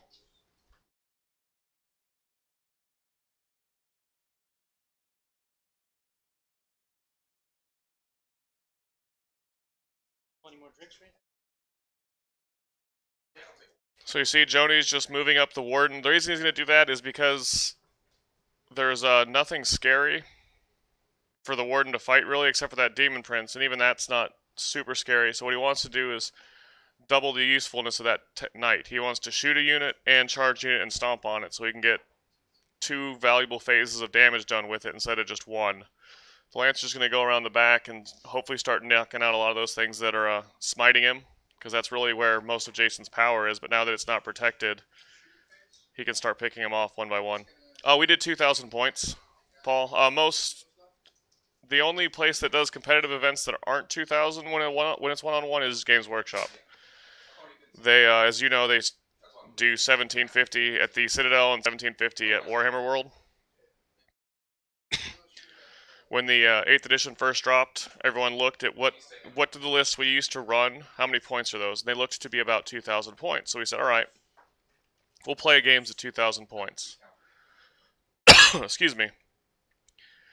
And people weren't finishing their games because it's a new rule set. Some things take longer. People weren't used to it. And a lot of people complained like, oh, we don't have enough time. So GW and Europe decided, hey, let's lower the points so that we can finish games. And here in the American competitive scene, we said, here's a clock, get faster. Because we liked our 2,000 point list and we didn't want to change that.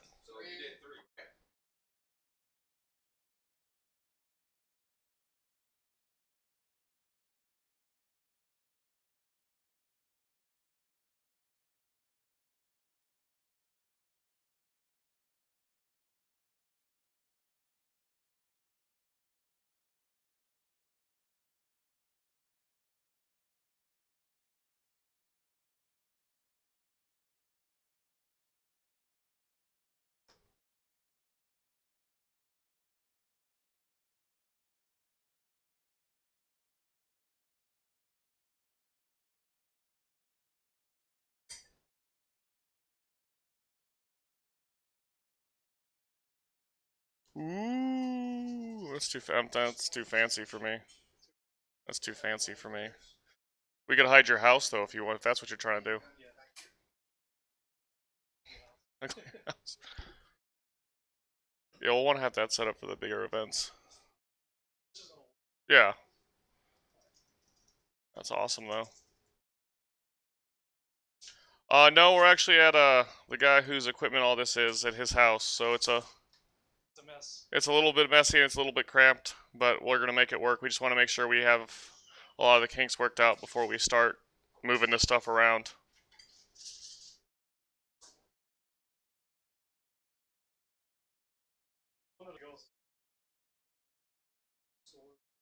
Yeah, we would like to go to local stores, maybe help them. One of the things I'd be worried about that personally is just after watching the Games Workshop stream, a lot of times they don't have necessarily microphones built for that, and you can always hear the background of what's going on in Warhammer World around them, and it gets noisy. Oh no, no one. There's too many dogs in my house. That's a terrible plan. We're not putting up fancy cameras, and the doorbell rings, and the wolves knock over all the cameras, and I owe Beely money that I don't have.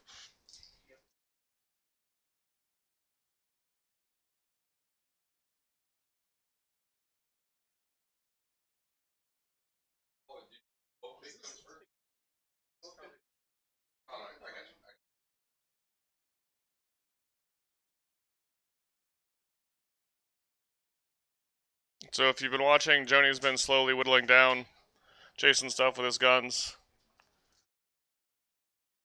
He really just wants to put some wounds in there before he charges in, weaken everything up.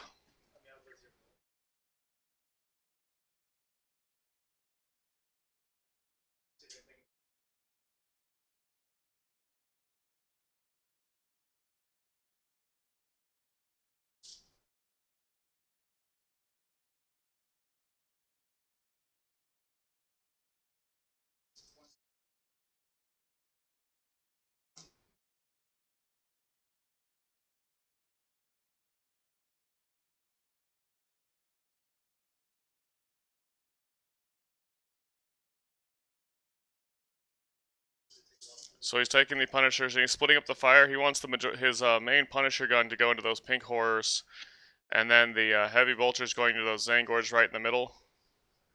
He knows he doesn't want to overkill the Zangors, but he does want to put some wounds into them, so that's why he's splitting them up that way.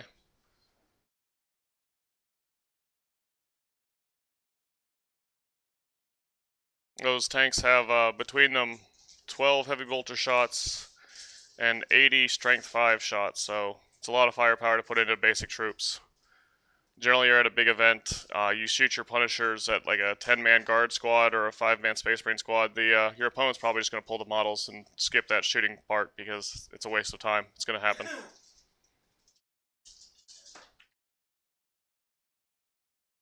But whenever you're in question of if something's going to work or not, you always roll it out. There's no reason not to.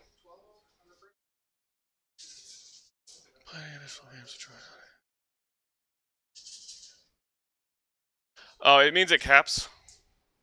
So whenever it's 1 per turn, it's you have to do it all 6 turns to get a point. The orange ones, generally, if you have the packet I sent out, that one is not capped. If you score all 6 in 1 turn, you're fine.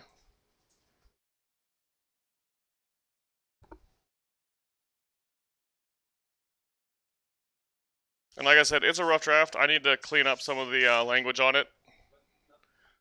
It's hard when you're writing something up. You know what you mean, but everyone else is going to read it differently, so you have to try to get it crystal clear. That's going to take a few tries.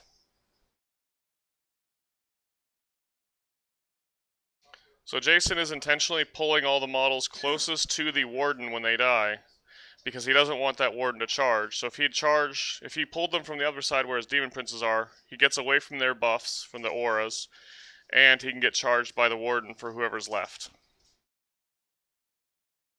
So whenever you're trying to pull models, it always matters which ones you're specifically pulling a lot of the time.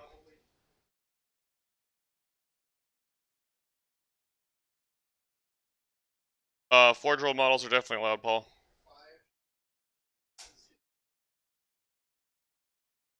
And if you want to be ready for September, I think September is a great event for new players because it's going to be a team event. So maybe you can find someone on your team that knows what they're doing a little bit. They can help coach you through it, more, or you all go with beginners and you don't know what you're doing, but you're all with the same guys every time. You're having fun. And because it's a team event, you won't always play against those 3 lists you expect to see when you hear about competitive and there's only like 4 lists being run, because no one can spam a list. If I take Knights and I'm with Jayson or me, Jayson, and Jony are on a team, Jony has Guard and Jony has Knights and Jony has Assassins, and then Jayson over there has Chaos Demons and Thousand Suns. I have to make an army without using any of those. They're already used on our team. So you can't double up on 3 players bringing the same Thousand Suns list, which gives a lot more variety for who you're going to play against, because you're only playing against one of those people, so you and your teammates can try to not have to play the same people over and over again, or the same list at least.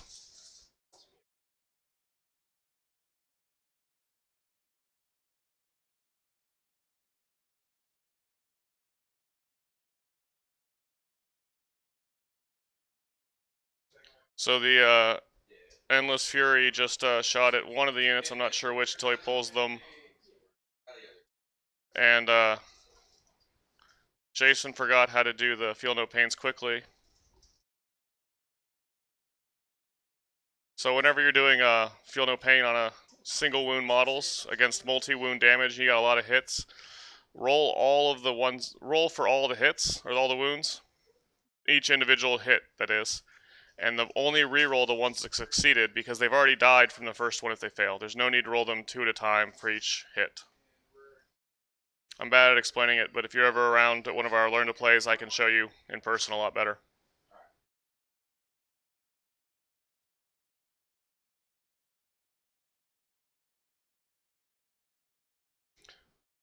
So he's done shooting. The Warden was the last one. Now he's charging. He's putting that Lancer into Ahriman.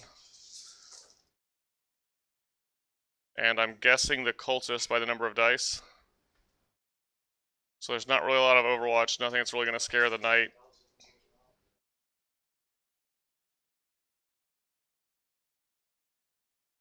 And he makes the charge. Doesn't take any wounds. The Warden's now going to charge those Zangors, try to get him out of the middle.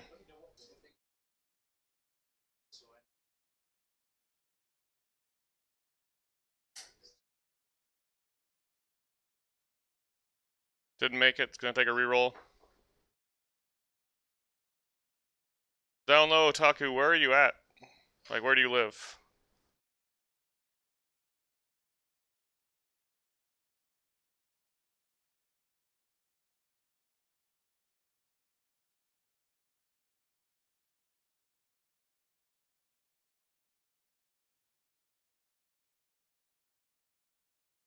Did you say the Lannister?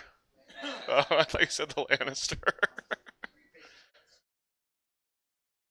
Well, I mean, you're right in the heart of it, so I'd recommend going to your local gaming store. A few people I know that have started recently, they start with Kill Team, and they really like slowly making the transition. Kill Team is it's a very similar game, but it's a lot smaller scale.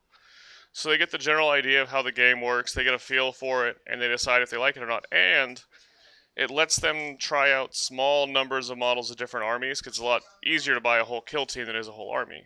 So the guy I know locally, he had all the different armies for Kill Team, and when he decided to make the jump, he'd already tried everything a little bit, so he knew which ones he kind of liked and which ones he didn't when he made his actual army decision.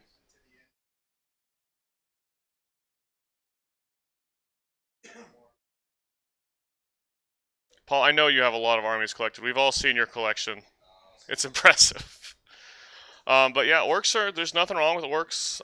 The only thing is, a lot of the good orc lists have a lot of boys, and so if you want to go to an event, I recommend getting some practice games in, just because you're going to have to know how to move all those models in a timely manner. It's a lot of work, even with movement trays. There's a lot of dice you have to roll. It's a lot of things to keep track of. But orcs are really good. If you know what you're doing, you can have a good time with orcs. And everyone loves, well, most of the time people love playing orcs.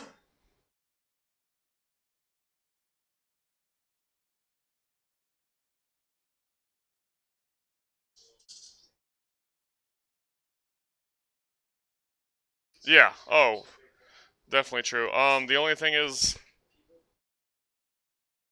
yeah. I don't think you really, if you're just learning a game, you still need your codex, but I don't think you really need the core 40k rulebook all that much, because it's really the only rules in there you'll use in most events is going to be those 12-page battle primer, and you can download that off the internet for free. So at least when you go to 40k, you can save that money. Unless you like reading the lore in the front of the book. I don't read the lore sections until I'm really bored one day and I have nothing else to do.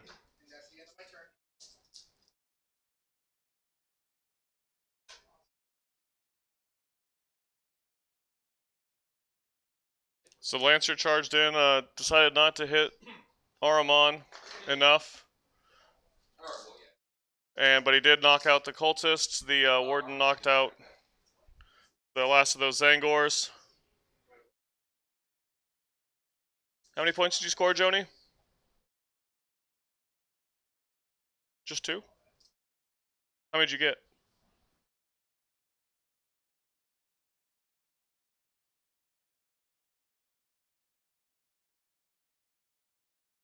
What, just once per turn?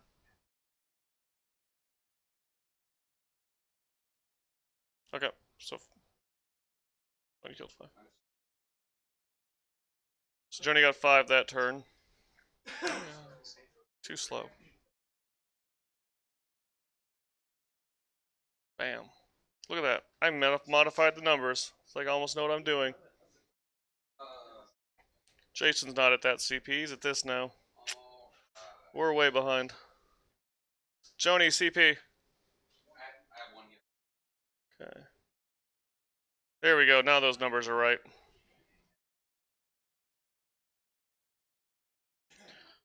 Armageddon. I believe the Armageddon game was 7th edition. No, Armageddon game. Armageddon. I don't remember which one that was.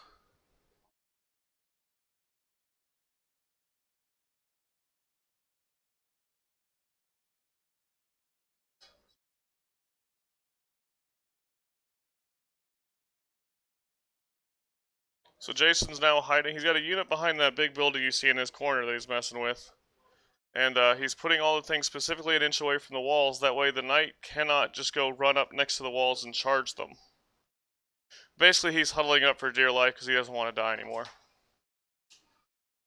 And Ahriman got knocked over. That counts as a dead model in my games. Mostly just because it's Ahriman and he deserves to... You just broke my lance! So Jayson loses 10 points for destroying a friendly model. The game with all the terrain. Oh, there was a game attached to that, wasn't it? When they brought out the new terrain? Yeah, I never played it. I'm not a big fan of the smaller games. I don't even like going under 2,000 points.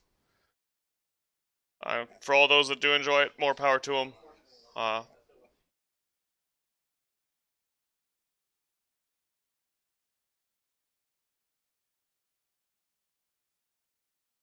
So now this is what we were talking about with the pincers. Now that they've closed in, Jayson has nowhere to run to. None of his models are fast enough to get away from both knights and not be in vision of those tanks. And now that all of his infantry models are pretty much gone, anywhere those characters go, on Jony's next turn, he's going to be able to target them.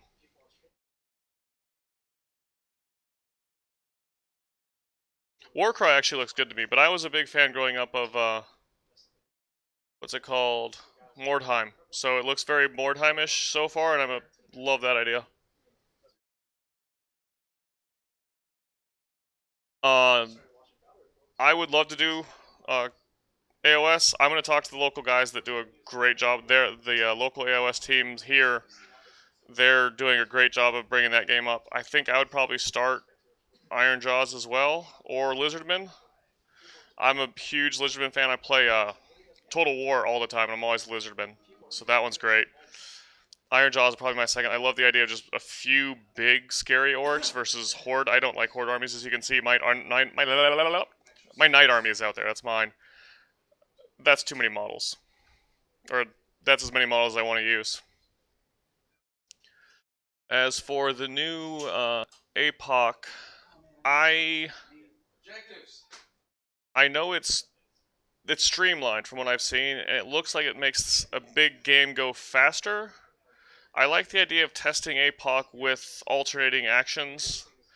I don't like changing the system as a whole to make it simpler. I like playing APOC where I'm playing with too many models, and it's absurd, and I want the absurdity of APOC, and I feel like the new one is just too simple. It's like playing a 2,000 point game with 8,000 points instead, and I'm just not. That's not where I want APOC to be personally. Well, Ogre Kingdoms are still usable, aren't they? Or is it just the new ones now?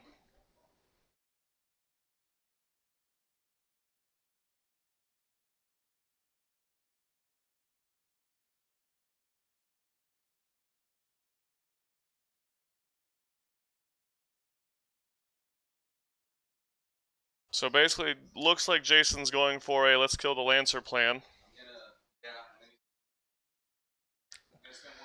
The advantage of that is the Knights have a I'm just talking to the stream. The Knights have a stratagem where they can make it double their odds, or not double, but a regular Knight blows up on a 6.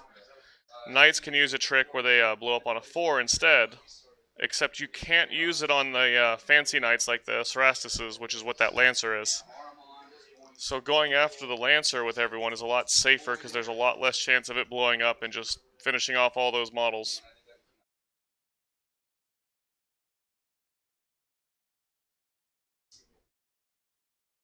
Usable as Gutbusters. Destruction did get revamped. Yeah.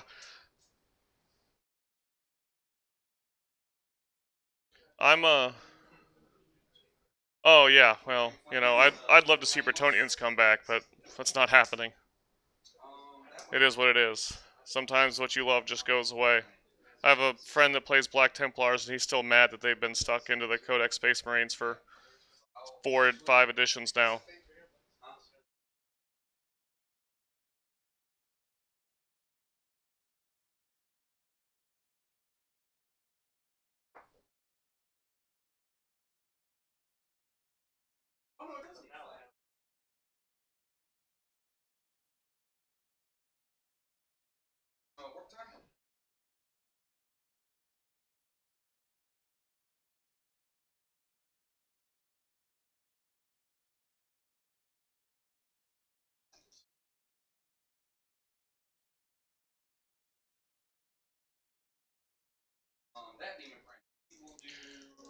Yeah, I'd have to read up on the rules. I'd probably ask someone I know that plays Sigmar one of the big collectors, tell them like, hey, bring me an army, I'll figure this out.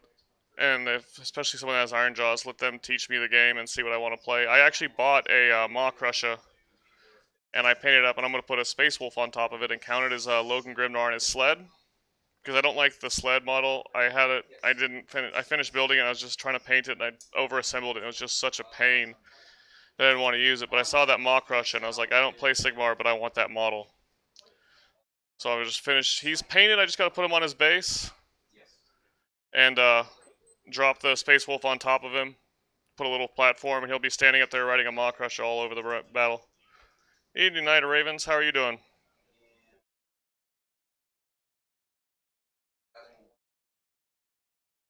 So the Psychic phase is about done. That Knight is still standing, which is bad for Jayson.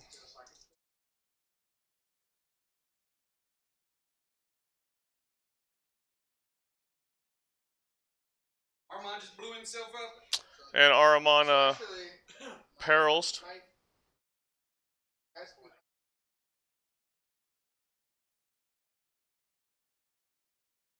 Yep.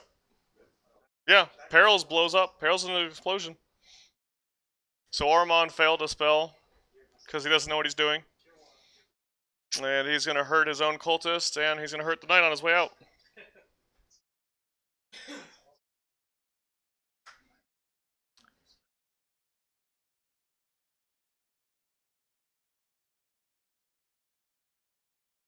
Actually, no, I can shrug that off.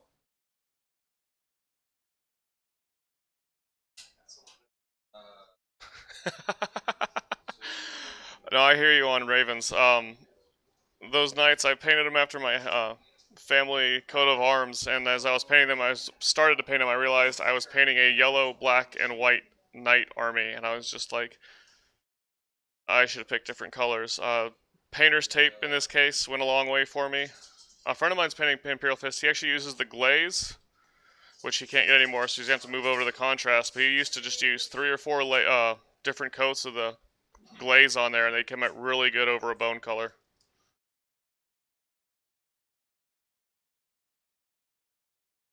I'd probably play it safe, though, and do silver armor and trim bits versus the more traditional black.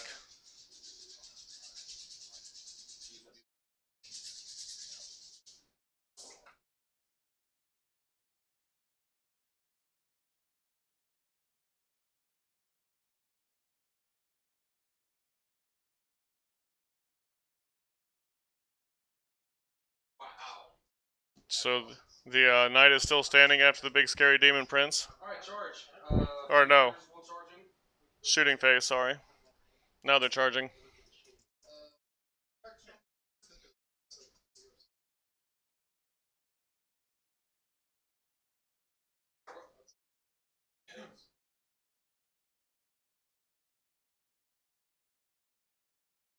You got any questions? Hobby, gaming, whatever. We're on mop-up duty here, I think.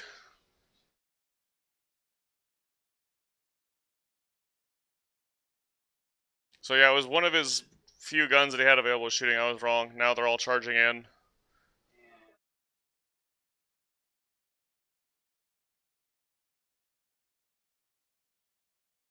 Well, that's good. Yeah, Paul, there's actually 30 guardsmen. They're still all actually alive. If you look, there's some on the hill on the bottom of the screen, some behind that pyramid, and I believe the third unit is on the far side of the building behind the tanks now.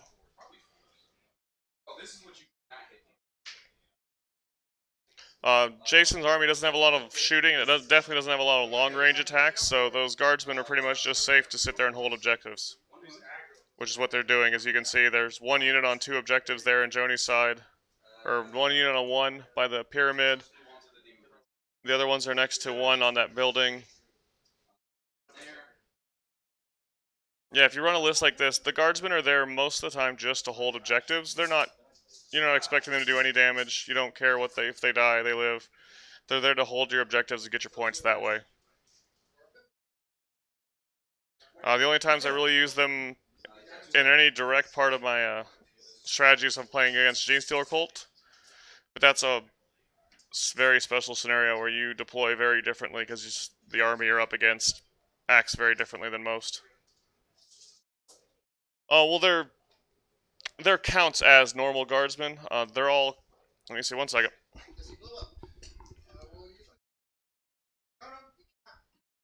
Oh, right. Don't roll a 6 still. Oh my god, because you paused and I was like. I wanted to save money, so I found these from Black. This little guy. My little musketmen guardsmen. It's not the bare bones road. I take the 2 tank commanders instead of the regular guard commanders because I need the punishers because I need something to clear hordes of infantry. Because if not, you play the same list without them and you're gonna get your knights stuck fighting hordes of models for turn after turn while he just smites you to death. But other than that, yeah, it's just 3 squads of guardsmen to knock out that battalion to get some more command points.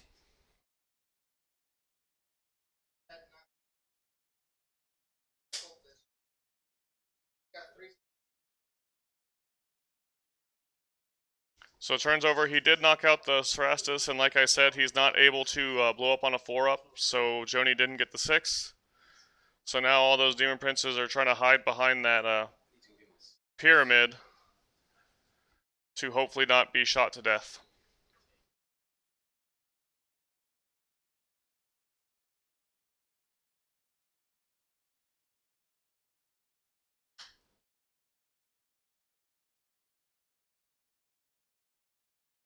Glad you're having fun, Paul.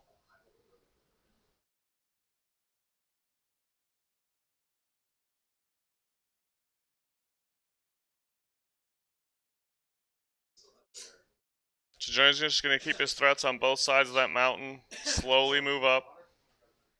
He can be cautious, he doesn't have to rush into anything.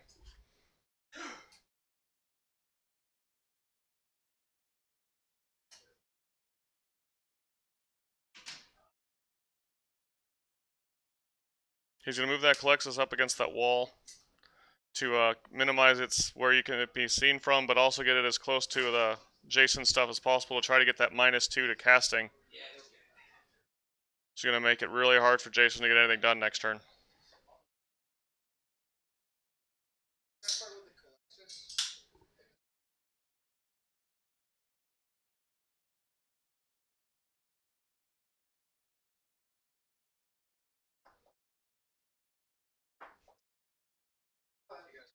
My first GW game was actually fantasy. My dad got me the Lizardmen vs. Bretonnians set. And I spent all summer building and painting all those models, and we played 1 game. And I got mad when he beat me. So I didn't play for a long time again.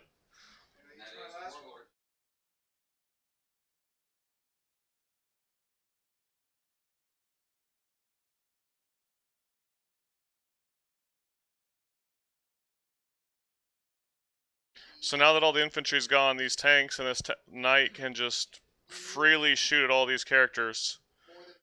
And that's so many shots going into one character model that they just don't, even if they survive, they're really heavily wounded and it's going to be easy to finish them off.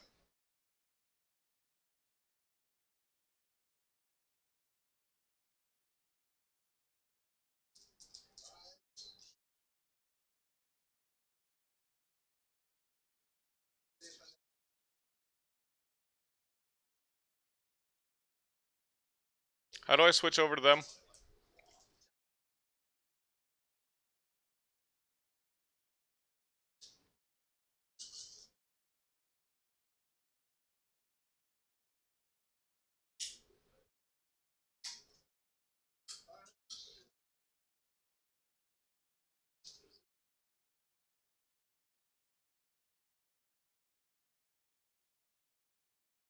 Oh, that's a terrible first match, a 3-way. It's just, the rules are not designed for it. It just gets really wonky.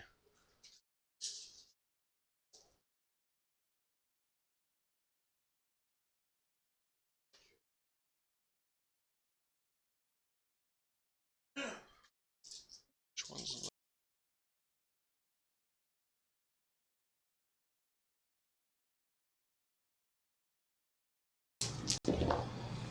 Fails 1. And the 2 heavy bolters. Yeah, no, I just wanted to 2 hits, 1 ones. so they're out. Okay. 1 save minus 1. Are you here? Yeah. I got it. And we're gonna do No, Johnny's up to 3 now. the main Yeah. endless fury into him, into them, and Yeah, kill Warlord. the other thing into With Vinegar. Designated survivor. Alright. But he goes up 2 CP instead of up 1 with the actually we're gonna shoot it. an endless fury into the demon prince and stubbers into the guy with 2 wounds left. The assassin strat is if you kill an enemy unit or an enemy character, spend 1 CP to gain 2. If the enemy unit if the enemy character was the warlord, you gain 3 instead of 2. I actually should have got covered, right? Because I'm touching that and I'm obscured. Okay, sure. I don't want to roll the cameras back. I know I've rolled on that last one. He probably only has a wound left. No? Because yours weren't Ronnie's. Are you talking about like takes these backsies? No, well, my roll should actually been a 2-up instead of a 3-up. This guy that just took 1 wound, just get the 1 wound back. That's fine. Yeah, well, I'm on the fat roll, but that's too far to go back. So That's a shit on the take one I always on the use. 1 that I rolled, yeah.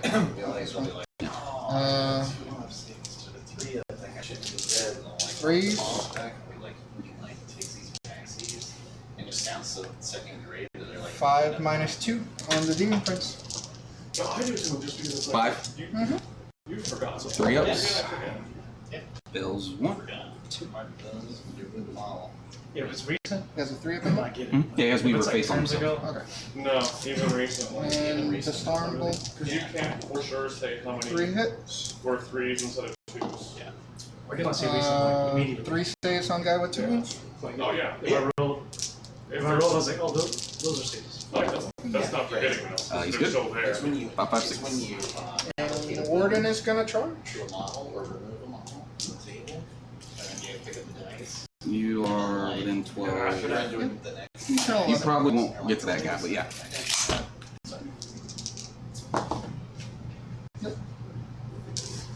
Does that make sure? Yeah. So then Yeah, I I kill something, I kill his warlord if it means anything. Nope. And I hold more. Did you kill something on an objective? Hmm? Kill something on an objective? Nope.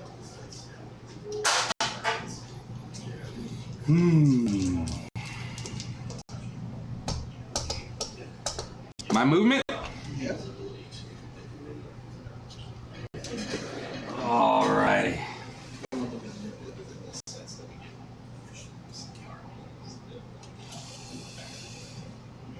the only thing they should be able to do is have the ability was top fight. Everything else should be together. You'll just blow them off with those guys. No, I think so. Oh no, he timed out. They're just wrapping up anyways. It may be possible to control some anecdotal things that you put out periodically. I can hear anything up here. So, things are uncommon. So, create He it's harder. will die in an Overwatch, I'm certain. Not always.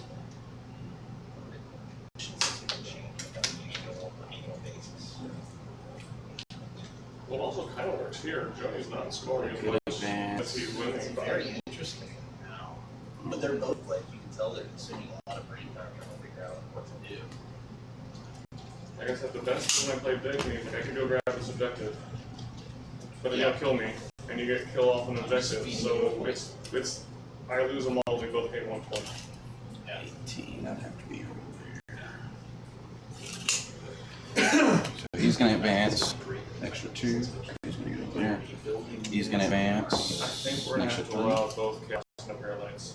9. They play they're very Stay different. within 9. Chaos Knights and Imperial Knights are different codexes. They're different codexes. And they have different rules and 2 different factions and armies. All known facts. Thanks for anything else. Thank you, Jony. The problem is there's a lot of people who don't want to play knights. So the idea of just limiting it to 1 knight army per team. Yeah, we're talking about the 3v3 teams. It's, Yeah, I got the gist of it. Like they do play completely differently. All right. They're very different weak strength. That is all my movement. This is pretty much probably the last turn of the game. We will do. They got the core same few strategies. He's going to do Weaver of Fates on himself. Goes off an 11. Things guys can do that we can't, and vice versa. And then he will smite. With a 10. D3. For 1. Gaze of Fate. Go off with an 8. This dice over here. So I got that. And then Flickering Flames. You can do that. Oh, it goes off with a 5. It should be at 18. Flickering Flames. And Gaze of Fate. And Weaver. Alright. Shooting! They're gonna shoot your knight.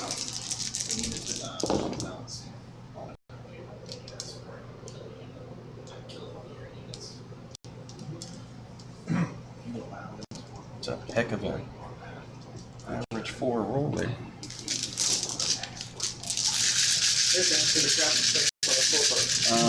So they should be winning on 4s because they should still be within 6. Just like the Actually, no, they're has not. 2 slots. 2 blocks. So 5. It's blocked out.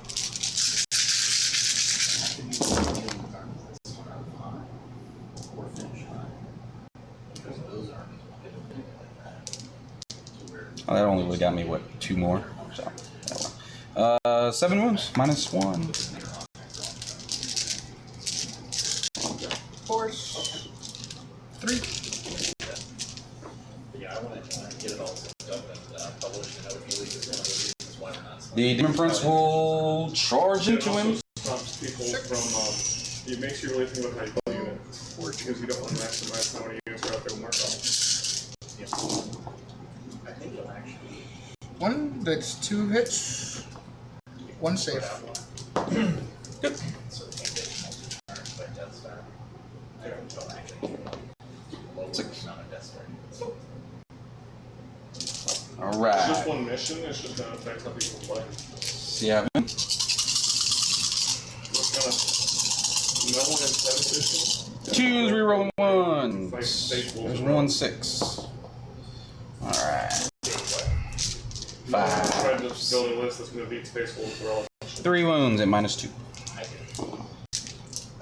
You couldn't kill my Star Pass until back here away from you.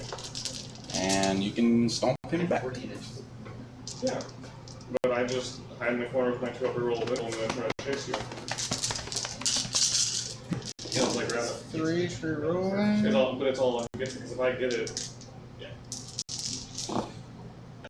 That's hard. I put it in the heart of that Three. star. So you're shooting. That's cute. 6 saves.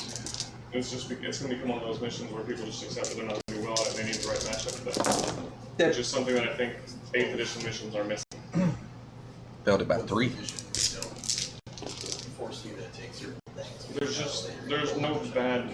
So that's the one that gives me the 2 extra points, right? Yeah. Yes. Yeah. Okay, so that's the end of his turn. I got 2 extra points on that for killing my priority target. 2 more victory points for that. He didn't kill anything. And he holds, not more. You gentlemen ready? Hold 1. You're going to keep going or you want to call it? No, I'm going to call it. That's what I'll call it. Yeah. Sir, good game. I think I did much better. So that's the game. Jason's going to go ahead and call it. His designated survivor died. He's got some blue horrors hiding in a building and some flamers hiding on the pyramid, but really... Oh, I'm sorry. And 2 sorcerers and some Zinch nobodies. Zinch nobodies just chilling. Basically, if he moves out of that little corner he's in, the tanks will kill him. And it's not really enough firepower to get rid of that knight that's going to keep shooting him from there anyways. So thank you for watching. Any comments, critiques, questions you have are very, very welcome. And I hope you guys enjoyed the stream. Thanks, guys. No, we're not running. We're still talking. We're still talking. Give me a second, guys. I wanted to do a little quick talk.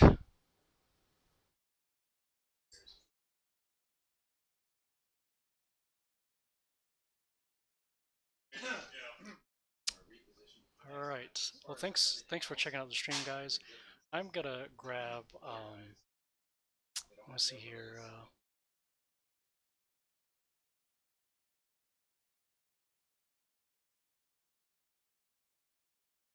Jony real quick to kind of give a little bit of insight of what's going on here.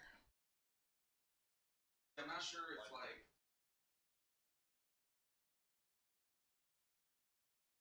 talking about what we're doing. The way it's going to be set up is that you guys are going to set up.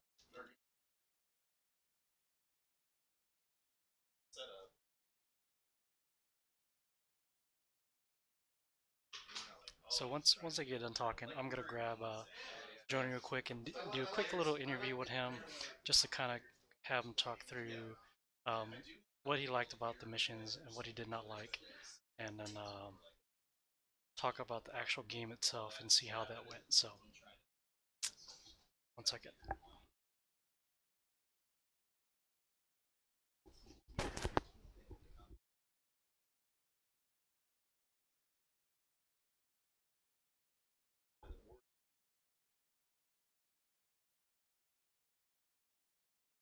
Hey, Jony.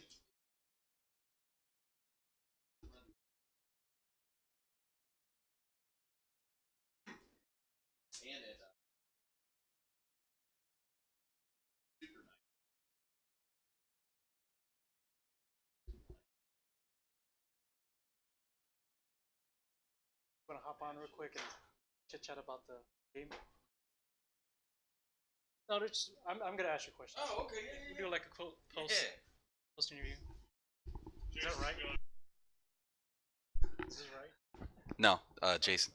Yeah, I definitely would have either wanted to play the other list or have army that I actually wanted to play, but this was my most painted stuff. So.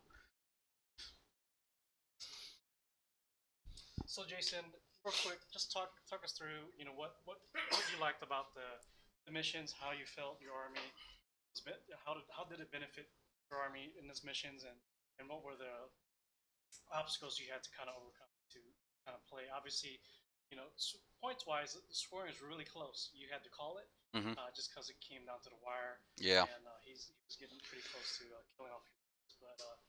But talk the viewers through what you like about the missions. How do you feel you could have done differently? Well, first off, I do like the missions better than the ITC missions. Not knocking the ITC missions, but they've been out and around for a while. Even though they've been updated a little bit, these feel a little bit more refreshing, and I feel like because they're pretty standard for both players, you take out the added stress of trying to figure out what your army can do against your opponent army. You just play to whatever the standard mission is. So that was a little fun. The designated survivor part was fun. I think it'll be a little bit easier for players to identify a particular model or unit in their army that's difficult to kill and be able to protect them. I think that'll be a fun kind of mechanic to play around. As far as my game goes and things that I ran into, what I'd have to work around, I don't know if anyone heard me kind of before I put the mic on, but this isn't an optimal list competitive wise. This was the army that I had that I could put on stream. So knowing the missions, knowing the style of the missions that we have coming out for this season here. Yeah. What kind of list would you have brought to the table instead of the one? Well, it would be a similar list as far as the Thousand Suns go. Maybe a little less Zangors. I know people would, hear less Zangors. That's never a good idea. But instead of 2 Zangor bombs, one thing that I definitely would have wanted to add into my list is my Bloodletter bomb. I think they would have did far better against the Knights than the Zangor bomb did. So, but the other thing I would have changed is I know people have been list hammering a bunch of stuff since the new Chaos stuff came out. One thing that I've been really fond of playing um, is a Soul Forged pack from the new Ablaze. Um, Either 3 Venom Crawlers and a couple Lord Discordants, or I'm really fond of the Forge World. Um, I'm gonna forget what they're called, but the little scorpion-looking dudes, the Blood Slaughterers. Yeah, that's what they are. I think the list that I would have more optimally built would have been 1 or 2 Lord Discordants, with a couple of the Blood Slaughterers and Venom Crawlers, and I think that would have had a bigger punch to my list than what I had. Okay, fair, fair. So, any comments from your end today at all? I mean, I know you guys initially when you guys both came, you guys had really similar lists. Yeah. And the reason why we threw in the Knights as opposed to what you currently has is we didn't want a mirror match. Yes. Yeah. It's been very long, boring, and Yeah. kind of grueling. So, Yeah. unfortunately, Nate had brought some of his models to play in the game. So that kind of really changed it last minute. Um, But I really like this style of mission.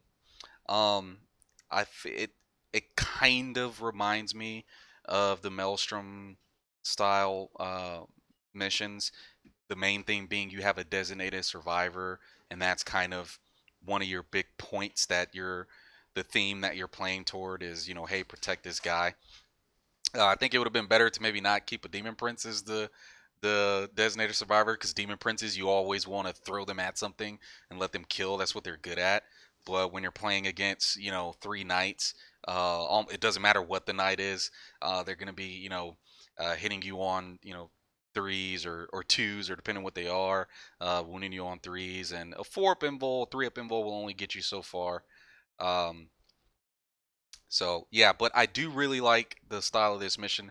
I would love to play this more and just get used to it, and get a feel for the other missions. That way, you kind of get an idea of, okay, this is how I need to start building my list, since it's not a strictly traditional ITC style. So, but I think you can build some pretty fun lists to go along with these styles of missions.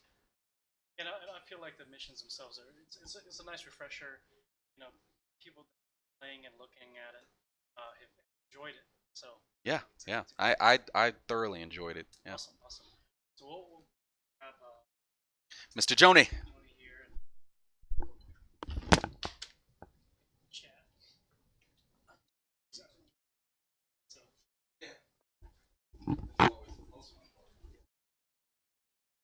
change.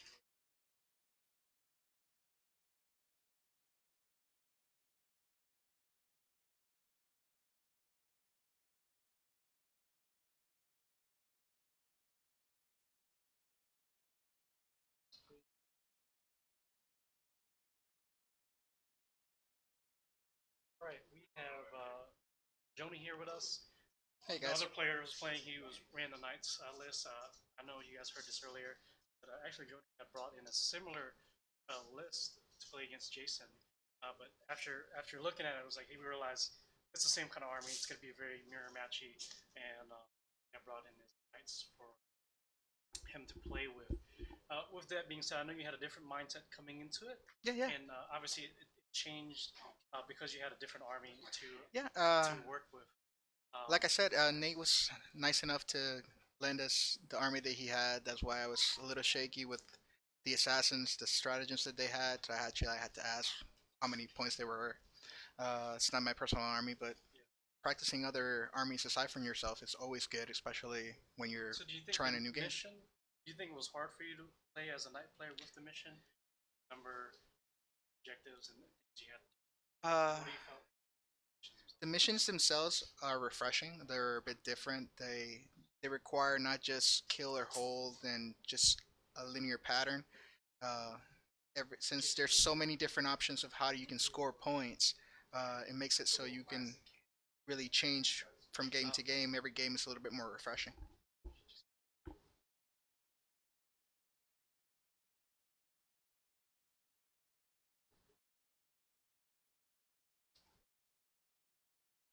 Sorry, guys. Doing some breakdown of the stream setup, so just to give you guys an idea.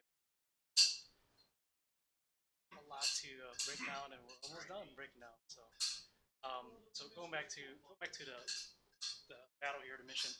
Um, so so with that being said, do you feel like the missions were pretty fair for kind of like this, or was it one-sided, or more of a The armies, the mission itself, specifically that one where it's whenever this unit kills something, when you get revenge on it, you get an extra point. It was a little harder for when your army's either like a Nurgle demon list, which is their entire thing is to not die, or nice, which are so many wounds, so toughness. So it's challenging in itself to gain points to, even as I was killing units and he wasn't, to like just take a high lead, which makes the game interesting in its own fact. So one of the things I noticed in the middle of the game, you were running into an issue. So in this particular mission, one of the ways to score points is for you to kill a model, killed one of your models. Yep. Because you had the opposite effect. You hadn't killed any of your models yet. Soon, score any points. So I feel like that's almost disadvantage for that one particular. Yeah. One particular thing, because you have fewer targets to kill, so the chances of you having available points for you to kill are very low. So with that being said, do you feel like it's almost like a mechanic that's really balanced? It does. It makes the game extremely balanced, and I enjoyed it. It's anything you want to say to stream the game? nah, the game's very fun. It's great to not only play ITC and get a new style system out there, so the game doesn't get bland. We always trying to make it grow, especially out here in DFW. And with your support, I think it's gonna be a very very fun system, and I expected a good growth. Yeah, Seems fun. I agree. Thanks, and Thank you. I appreciate it. And I'm sure Jony. It's always Chris, do you want to jump on here tomorrow? Give any closing comments? Yeah, I thought the game went really well. I was surprised about how low scoring the game was, and I feel like any mission set that you can have, players are going to get used to the mission set. Obviously, Jony and Jayson are both familiar with ITC, and we've been playing ITC missions for so long that you begin constructing. Thank you. You begin constructing your list with the idea that you're playing ITC missions, and so that drives you to not have troop choices, because if somebody kills more of your units than you do of theirs, they're scoring points on that. So it destroys MSU armies. It really cripples armies like that, and it encourages Death Star type units, Knight type units, or going the other direction and just having like so many models and like these big 40 man squads that you just can't do enough wounds to kill them. So I think that these missions are a breath of fresh air. I think that it's a different way to play the game, and you're not just destroying more units, mindlessly destroying as many units as you can. There's a purpose to it, right? Because if you put a unit on an objective and score that objective, then that unit could be destroyed off of that objective, and then you're giving your opponent a point. So it's not only about killing things, it's about what do you kill and when do you kill it, And so on the surface, the missions might seem very simplistic, but when you get into game and you're starting to understand the interactions and mechanics of what's going on, it becomes infinitely more complex. And I know that for me, playing ITC missions, it really turned into the first 10 minutes of the game with just looking at the other players' list and trying to figure out, okay, how do I score all 12 of my secondary points, against this list? Let's go. Now there's none of that. You don't, I mean, you're looking at the other players' list and seeing what you need to do, what the threat units are that work well against you and how you can eliminate them. But there's no standing around for 10 minutes trying to figure out, okay, well, how do I maximize my scoring against your army? You just get in and you start playing the game. So, with that being said, we are planning on some more test streams just for you guys to kind of check out and see different missions, different lists on here, and hopefully running soon. So if you guys have any questions, leave comments on the videos. We will upload this pretty soon at some point to do a battle report style. Realistically, we'll probably keep it, a long length, so for people to kind of sift through it and see like the actual whole game play out. Yep, and make sure that you buy your tickets to the Texas Trios tournament taking place at the KITX event in September. Buy your tickets now. It's going to be a great time, and it's going to be an experience that you don't really have even if you go to Warhammer tournaments and gaming conventions, because there's going to be a whole e-sports side going on there, and you'll be able to check it out. Play free video games in the hallways, beer on site. How much better could it get than that? So come on out, and we'll try to put out some more content before then. Any last minute questions, guys, while we still up here? Anything missions or anything you guys didn't quite understand? And also to note, we're planning on releasing the mission packets pretty soon, probably within the week or so. Yeah, within a week, I'd say they'll be up on the website, and then I would strongly recommend that you play those missions, several practice games, because what you're going to find is that your army list that works for ITC will not work for this mission set. So you'll definitely want to switch some things up, which is good. Yeah, nice. Thanks, guys. That's pretty much it. Tuning in, and we'll catch you guys later.